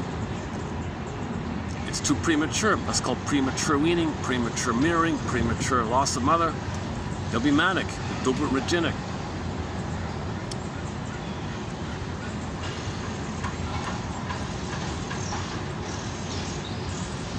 Yeah, I can see a couple of babies that are probably only like 2 or 3 months old. That's too early. Mothers should stay. I think the mothers should just stay in bed for 4 to play it safe. What's the big deal? Catch up on your reading. Skin to skin. No clothing. Maintain the skin to skin. First of all, the cord of placenta stayed. And it dropped off, and they dropped off on their own accord 3 to 4 days later. 5 days, whatever it is, who cares? Let it drop off on its own accord. Give the baby the time to make the transition from the water world to the land world. Then he still needs the egg-like thing, the cocoon-like thing. So skin to skin is the key one. If you wrap him up, you broke it. Natural feeding, baby-led, all baby-led. Mother's attuned, called attunement, entrainment. The mother needs the hormones, the bonding hormones, to be able to pick up the signals. If she goes to the washroom, just gently carry the baby or something. And then at 4 to 5 months, the child starts to, when he gets motor skills and he can start to crawl or something, then he can start to move around. But the mother's got to be around from 4 to 5 months to 18 months. But it's okay. Then maybe a park outing like that would be okay, because the mother is in constant sight of the child, so he can start to practice separating from the mother from 4 to 5 months to 18 months. But from 4 to 5 to 18 months, mother's got to allow the child the feeling that the baby thinks he owns everything. The world's his oyster. So if he's running now, if he's walking or crawling, baby's day out, the film, the baby's day out, right?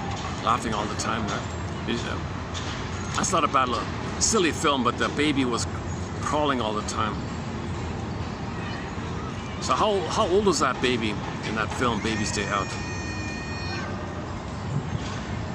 He must be at least 4 months out, 4 or 5 months.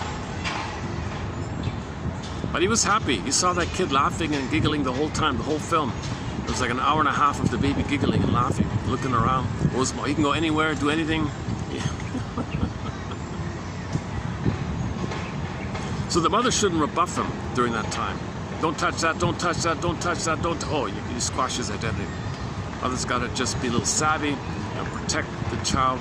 Curiosity and interest and natural dopamine. If the mother hurts him, he'll have a perverse dopamine.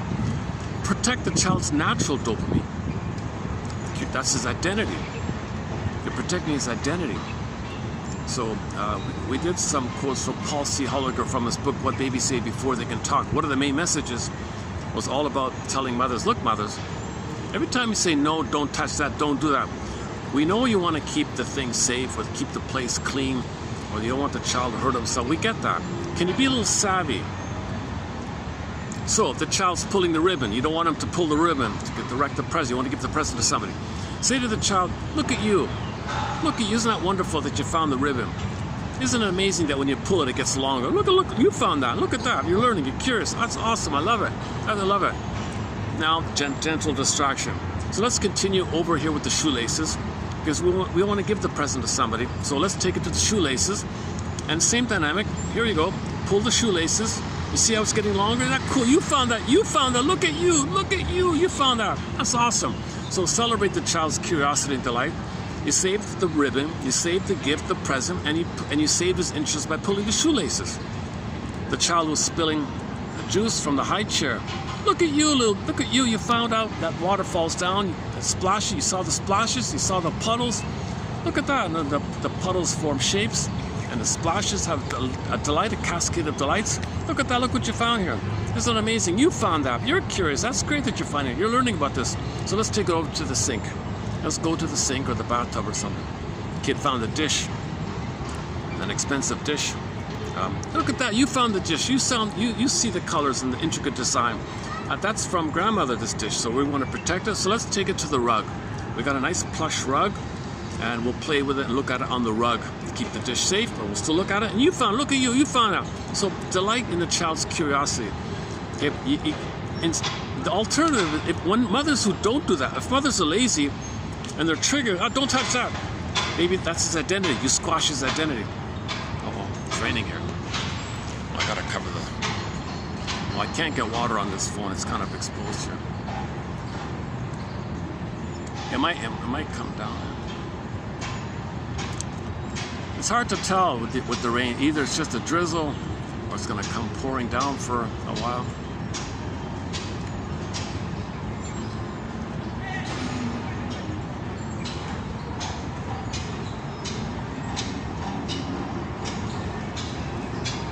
I missed the cat. Where's that cat?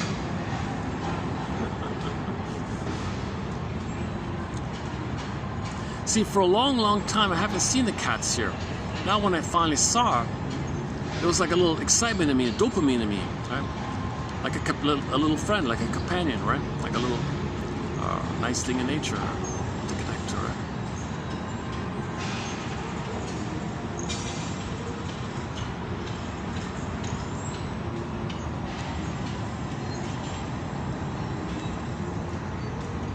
I think that these dragonflies trigger my... I remember as a kid seeing dragonflies a fair bit, as a little kid in some fields. And I haven't seen them really much. I haven't seen them much since. So there's a partial memory of the childhood time. But there's a placard in another park, not too far from here. On the placard it says, "Dear visitor to the park, well, welcome to the park. We welcome you to our park here. Do you like our park?" That's a nice park. "Dear visitor, do you look around you? Do you see any dragonflies? Go on, take a look. Go on. Go look. You do? You see it? You see? We're doing our good job. We have park management. We're doing a good job. Those dragonflies are messengers that we're doing a good job. The water's clean, and when the water's clean, dragonflies appear. So when you see dragonflies, that means we're getting approval. We did a good job cleaning the water. Something like that. I forgot the exact wording of it all. The conclusion was healthy. The park is healthy. When you see dragonflies, the park is healthy.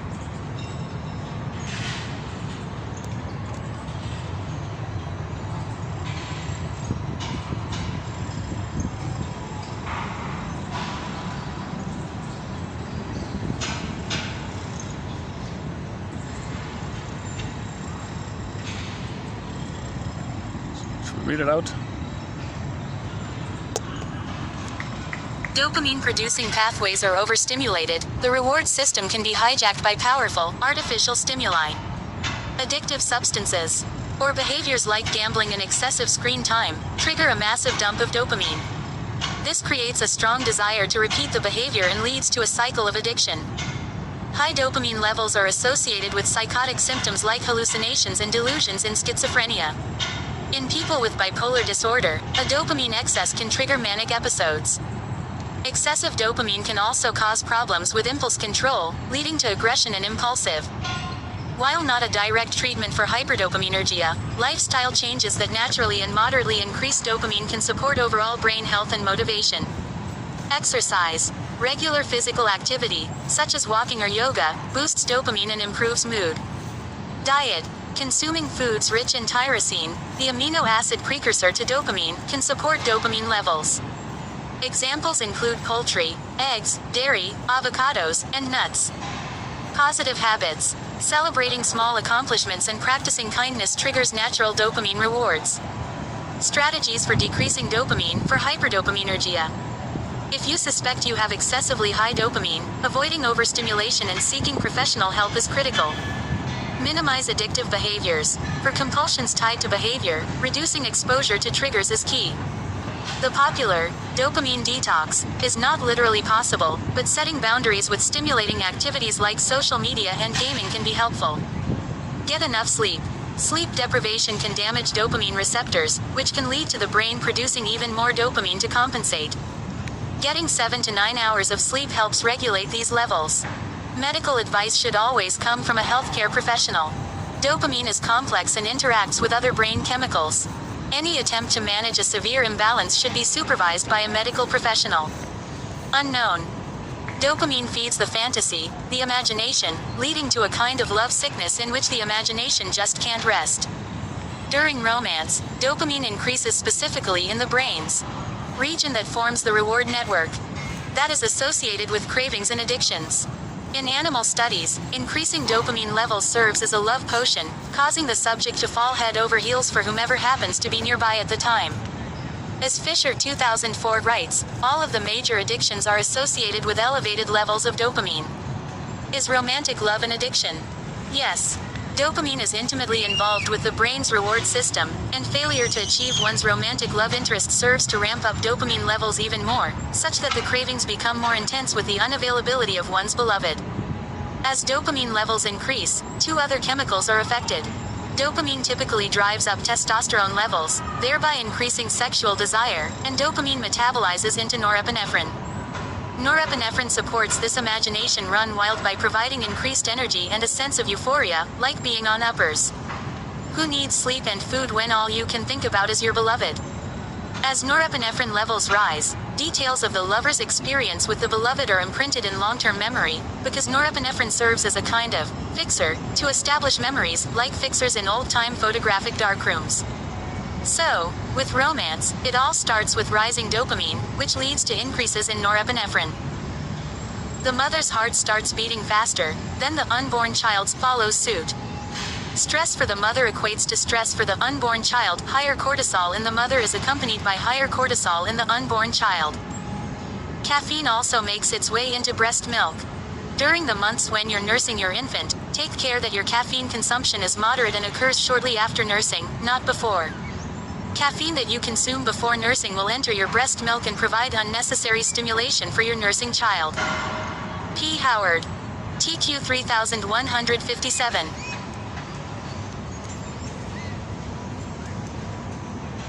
So your mission, should you choose to accept it, submit it for your approval, is 31, read the quotes in 3156 and go backwards. And just keep going back until you read them all.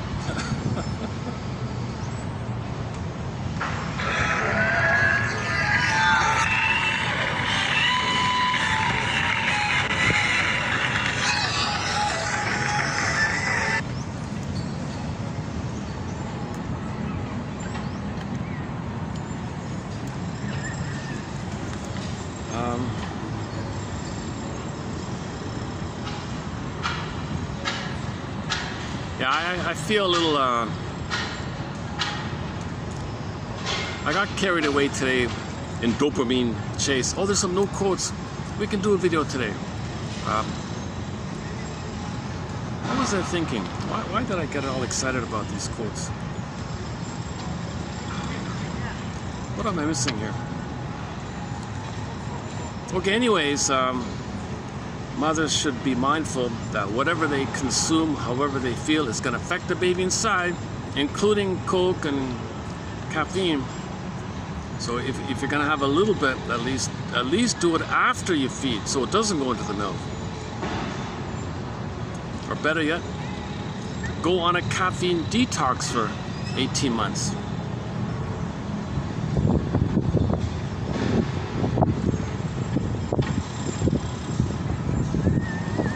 Okay, the idea. Okay, I think here. Oh, this is the other point. The other point of this video is yeah, I didn't say it too well. In the obsessive love, infatuation love, spellbound love at first sight, then your fantasies are immense. The fantasies of you getting the bliss that you needed with your mother back in the past. That's a euphoric thing that you're blipping up. And you needed that time with the mother. You needed that Garden of Eden, Shambhala, Shangri-La, Unio, Mystica, Participation, Mystique. You needed all that. And you're blipping some of that up because the fantasy, it reminds you of the mother, that triggers up the wiring with the mother. So the baby lays down a wiring with the mother. So later on, if somebody in the present has a kind of like a psychological copy of your mother, or they resemble your mother in some way, or if you're really love starved, the woman jiggles her memory, so that might do it to you. Now you're obsessed with that kind of. Okay, so now you're into fantasy mode because you're chasing. You got all this dopamine to chase for the mother. This girl is a promise of that lover, of that mother. Okay, now there's stress involved because she isn't it.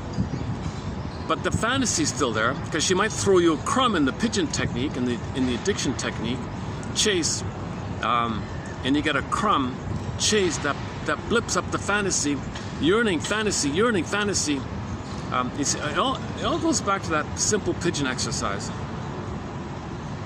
So pigeon A understood the pattern. He pecked at the lever, he got a pellet. He pecked a second time, he got a pellet. This went on for a while. He understood the pattern. Peck, pellet, peck, pellet. Then the thing stopped. He pecked, oh, no pellet. He pecked again, no pellet. A few times later, no pellet, no pellet. He figured it out. He understood it. Off he goes. Pigeon B, different story. Pigeon B, it starts off with him getting pellets intermittently. No rhyme or reason, just random, scramble, random. He pecks, he might get 2 pellets. Nothing for a while, and suddenly he gets 5 pellets. And then he pecks, he gets 1. Pecks again, gets 2. And then pecks again, gets nothing. So it goes on in a very random, intermittent kind of thing. And this kind of randomness goes on for a while. No kind of rhyme or reason or pattern. It doesn't, peck 2, get 3, and then peck 2, get no kind of rhythm, like no kind of pattern. So when the thing stopped, that pigeon would peck again, nothing. Peck again, nothing. He never understood any kind of pattern, but when he pecked, he eventually got it in the first phase. So he kept pecking.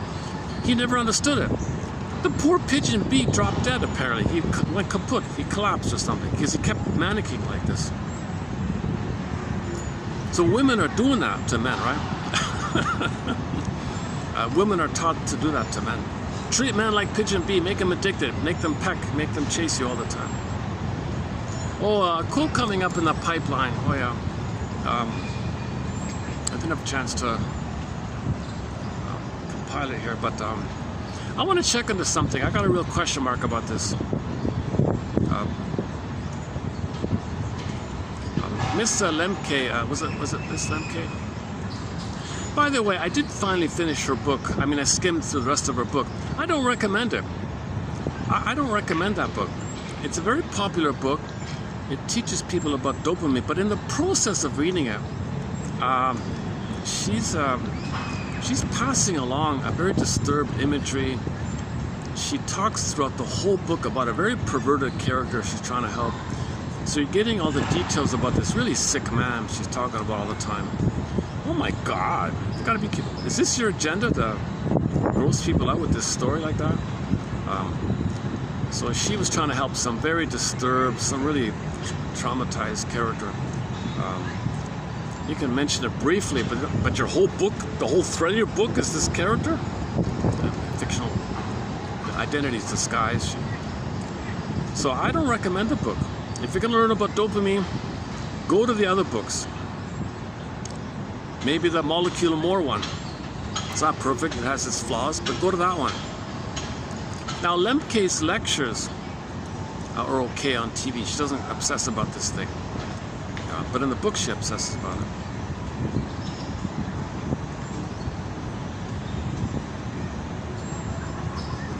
Anyways, there was one thing about the mouse and the wheel, the running wheel thing.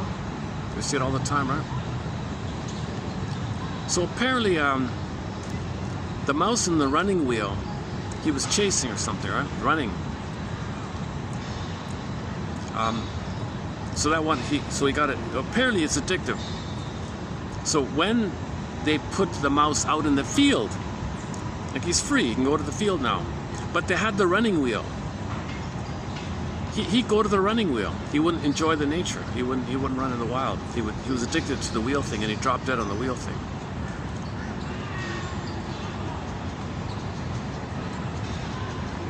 Another example was some rat or some in the garbage got stuck in a plastic bottle or something, and he was scrambling trying to get out. And another fellow rat was coming along, saw him in trouble and helped him out and saved him.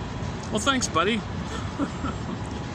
Natural thing in the mammal world, right? Help somebody.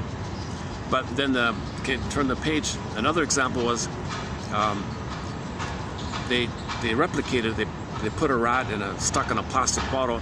This time with the second rat, they sent along an addicted rat, a rat which was addicted to something.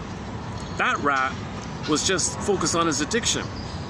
They were feeding him some addictive thing, and he was just addicted, and he saw his buddy there trapped in the bottle. He was too obsessed with the addiction. He didn't see the thing. Sad stuff, right?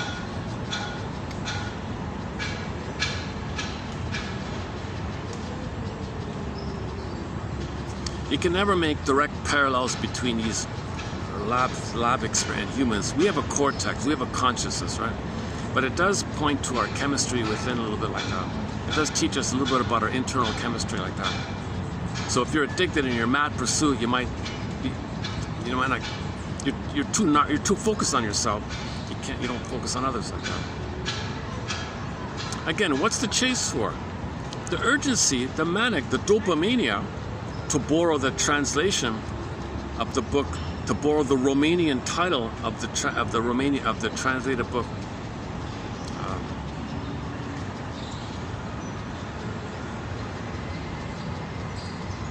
Oh, there's something new there. I think they're gonna fix. They got these. I think they're gonna paint the top. I've noticed that the top part is the paint is peeling off. I'm guessing they're gonna paint the thing. Nice little pyramid thing.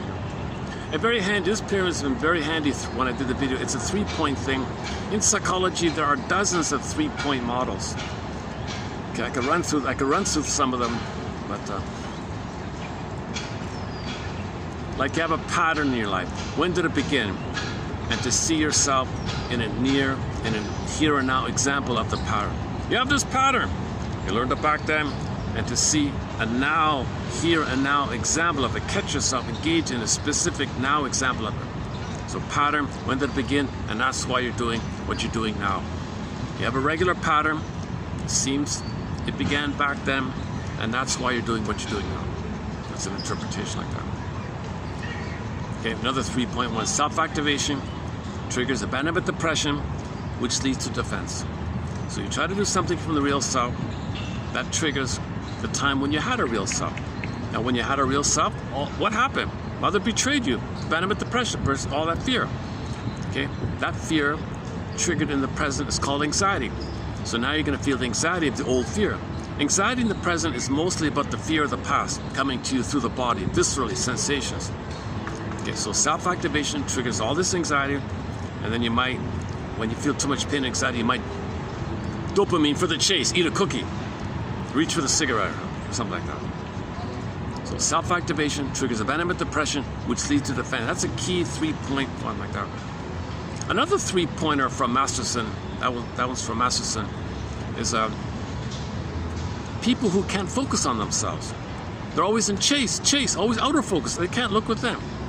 There's a pain, right? They gotta look out, chase. So if somebody's in chase all the time, Masterson might use the 3-point thing by saying, it's so painful for you to focus on yourself.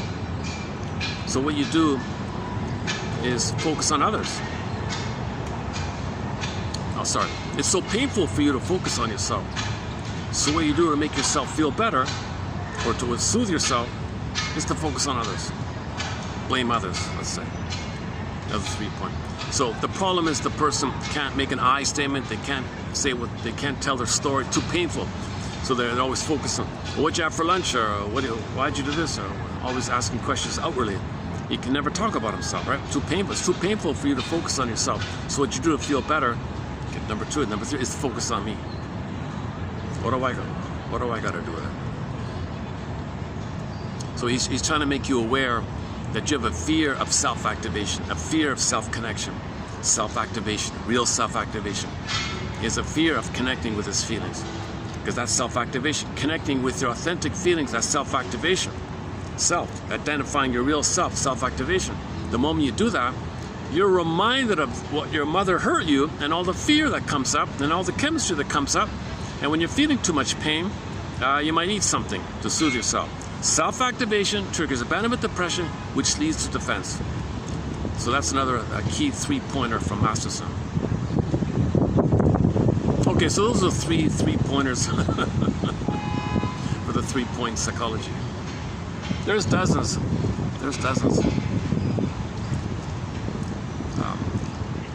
Okay, so another key one is the film 3 Faces of Eve. In trauma, you identify with the painful child side, or you identify with the aggressor. Frozen child, freezing parent. Okay, so you're like Eric Berne, like PAC. Okay, similar to Eric Berne, PAC. So the C is the wounded child, the parent is the aggressive parent, and the adult is the healthy one. So in the 3 Faces of Eve, the woman was the depressed mother. Okay, that's the depressive Eve White, they called her. When she crossed over and became the aggressor, she was the dangerous mother. She was Eve Black, like they would call her. So she was these two characters.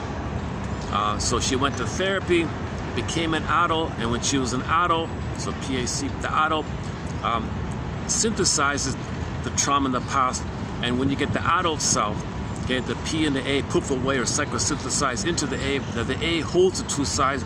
She was called Jane.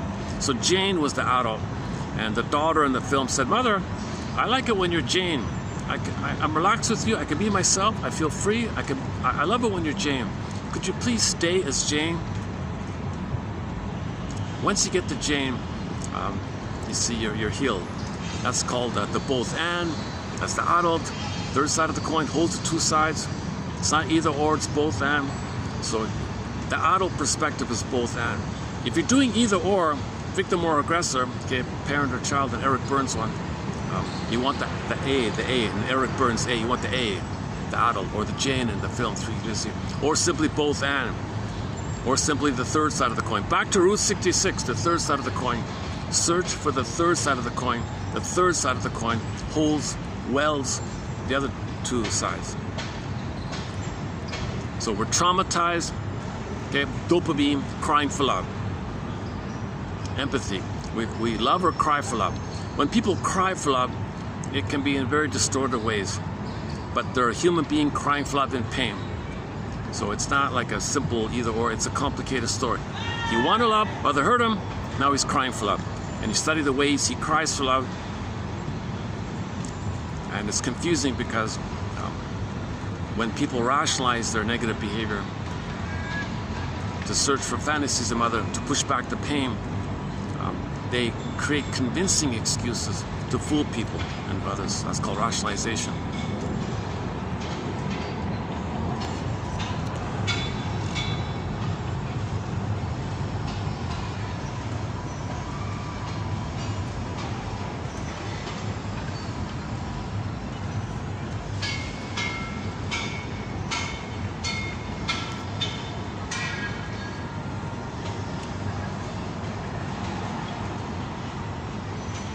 It'd be interesting to do a survey of people who are chain smokers. How much empathy do they have for others, or drinkers, people who are addicted like that? Even just pill takers, maybe.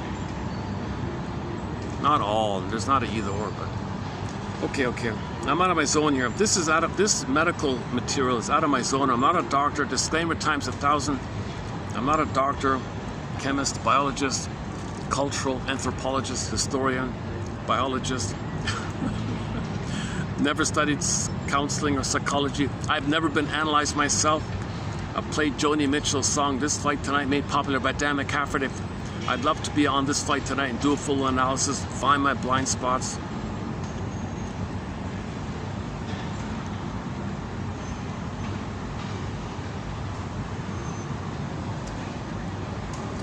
What are we doing here? Yeah, today's going to be another. I noticed a pattern in the. Lately, the videos have been around 2 hours lately. You know what? You know what's funny about the caffeine? I've changed my whole caffeine routine. I'm in a bit of a detox with the caffeine, and I'm going through withdrawal symptoms. And my videos are shorter. I've noticed that. So for the time being, my videos might be a little short. So let's check the battery. Let's see. Just curious. Oh, the battery's at 40%. Oh, I see. Yeah, that's about right. Yeah. My battery only gives me about 3.5. Oh, the ones for below. Let's see what's below again. 3109. Let's see what's this one again. Low one. Okay.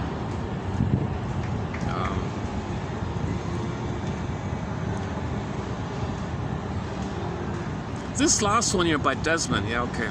From a psychological point of view, the first form of money is mother's milk. Okay, money neurosis, a dysfunctional use of money, the conflict you have with your mother, you transfer it and continue it onto money. So money is mother. Money as mother. So the battle you have with the mother, you greed for mother, okay? The greed for mother because greed for mother. So you transfer your issue with the mother onto money as a money neurosis, a money neurotic. Okay? So greed's going to be there, of course. Avarice, like that. Because money's not mother, but you're greedy for mother. Money's similar mother. Dopamine, chase for money. It doesn't work. Pain, chase. The chase temporarily puts back the pain. When you chase, you put back the pain. So chase to keep putting back the pain. It never works. The pain increases. Greed, more. And the dopamine says more, because more pain, more chase, more dopamine. Because more pain's coming up. The pain is snowballing. The pain pump is still, you didn't resolve the trauma. That part of the brain doesn't know time. It's a permanent 24/7 emergency with the mother. Permanent fear, permanent anger, permanent chase to get away from the pain. The chase means you can fantasize. The chase gives you the fantasy. Remember the fantasy gives you good feelings? That puts back the painful feelings. It pushes back the cortisol when you get the serotonin.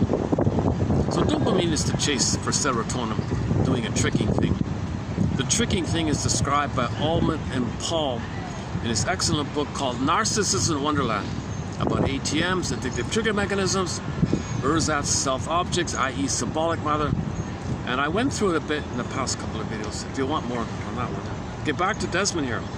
This is a very old quote from the 40s or something. So.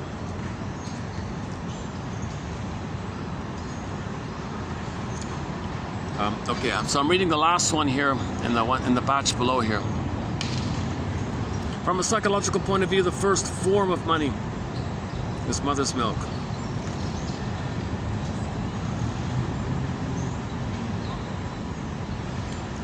Hang on. The emotional relationship of infant to mother is a cooperative nature. Okay, one person thinks, quote, the first act of a newborn child, okay, nursing, there's some kind of cooperation going on here. It's pleasant for the two of them. It's mutual. Mother loves being mother. Mother has Freud pleasure in the child's autonomy and happiness and growth. She loves to see her child be who that child's meant to be. Not using the child for her agenda, not hurting the child to take care of her.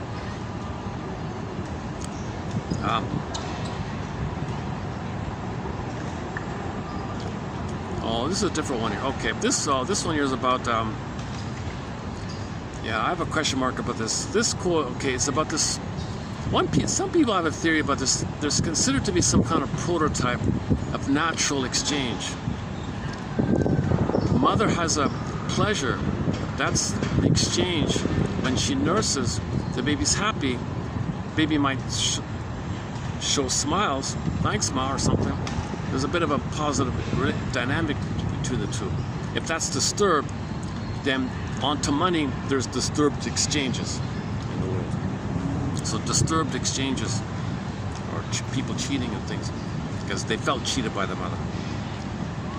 Hang on, that's not the one, hang on.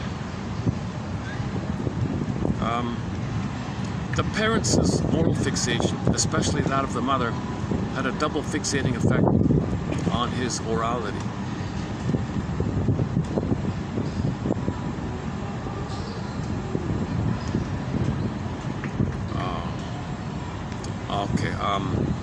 This one was about the mother was insulted. The mother felt insulted. So what happened was she wasn't feeding properly. Baby got angry. You can't be angry. I punish you. Baby bit the nipple. I punish you. You can't bite me. Who do you think you are? I'm your mother. You can't bite me. Disturbed mother. Disturbed, confused, emotionally impaired, dysfunctional feeling system. She's got emotional dyslexia. She's confused.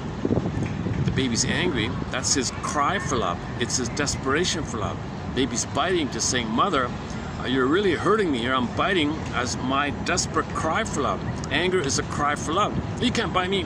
Oh, for Pete's sakes. Also, I'm not going to feed you anymore. Now the baby, out of desperation, turned to his thumb.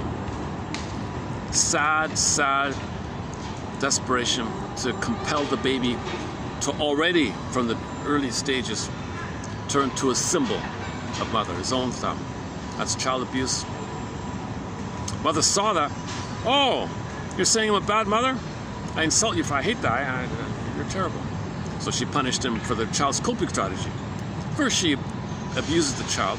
First, she fails in her rhythm, doesn't listen to the signals, ignores the child's signal, punishes him for the anger. The child copes with it and then attacks him for always coping. Holy, you know what? So mothers are really, a lot of mothers are really missing it. All the anger and hostility and passive aggressiveness towards the baby, that's their anger towards their mother. Some mothers have an immense amount of anger towards their mother, and they displace it and transfer it onto the baby.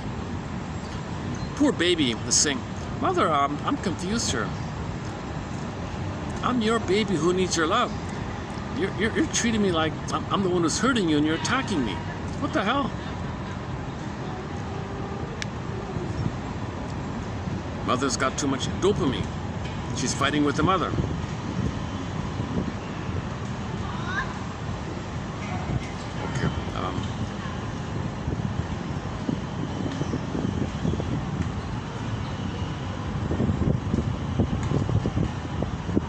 Okay, I'm going to leave these low one quotes below. So we posted some quotes from Alexander Long. I'm not really a fan, to tell you the truth. I posted some quotes of his, but I'm going to put a pause on it for a while.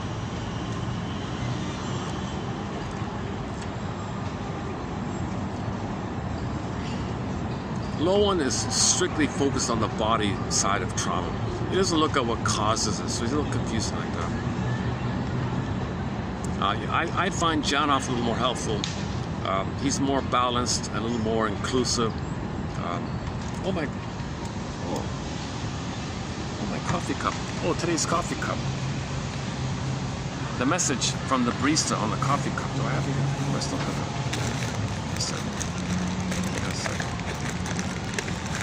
It was once in a while the coffee cup gives you a message. What was it today again? Oh, weaving cultures. Oh, here it is here. Oh, weaving cultures. Is that the one?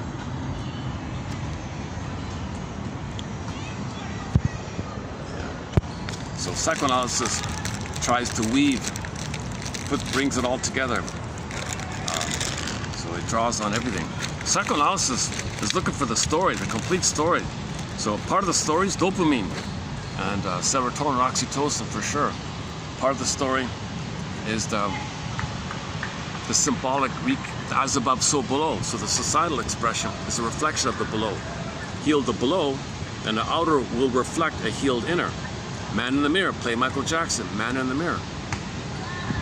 Well, that song gets through, actually, to my surprise. I can play Man in the Mirror. What time is it? It's gonna, I think, yeah, I'm pretty sure it's gonna pour down rain soon. Let me get a head start. 5:40.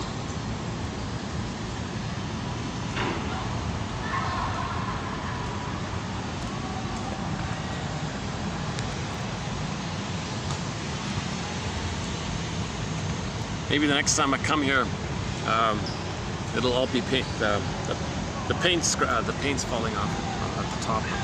Maybe they'll fix it. Great little structure here. A fun little thing here. Hang on a second.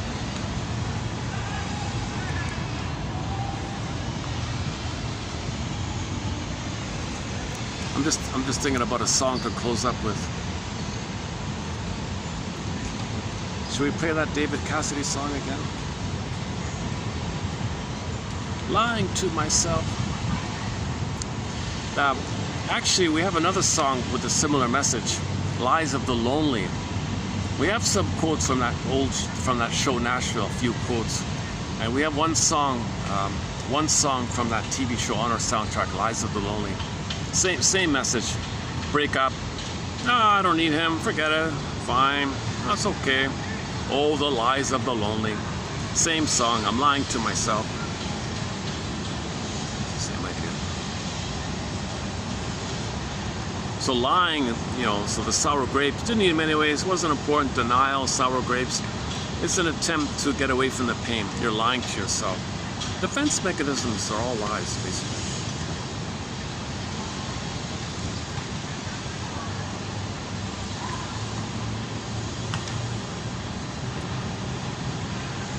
Oh, there it is here. Should we play it again? Lying to myself. Oh, what the hell? All right. Okay, when the song ends. Okay, when the song ends, I'll hit the stop button. I'll just hit the stop button and stop lying to me. Yeah. So, radical honesty. Better living through honesty. Yeah, we talked about why people lie so much. That was an interesting discussion in the past week about why people lie. If you want to know why people lie, very interesting discussion about that. Because lying, okay, no, let's not redo it here. So better living through honesty. Better living through honesty. Okay, I'll play the song here and wrap it up. Saved by understanding. Saved by understanding. May the psychoanalytic force be with you. Thanks very much. We'll see you next time.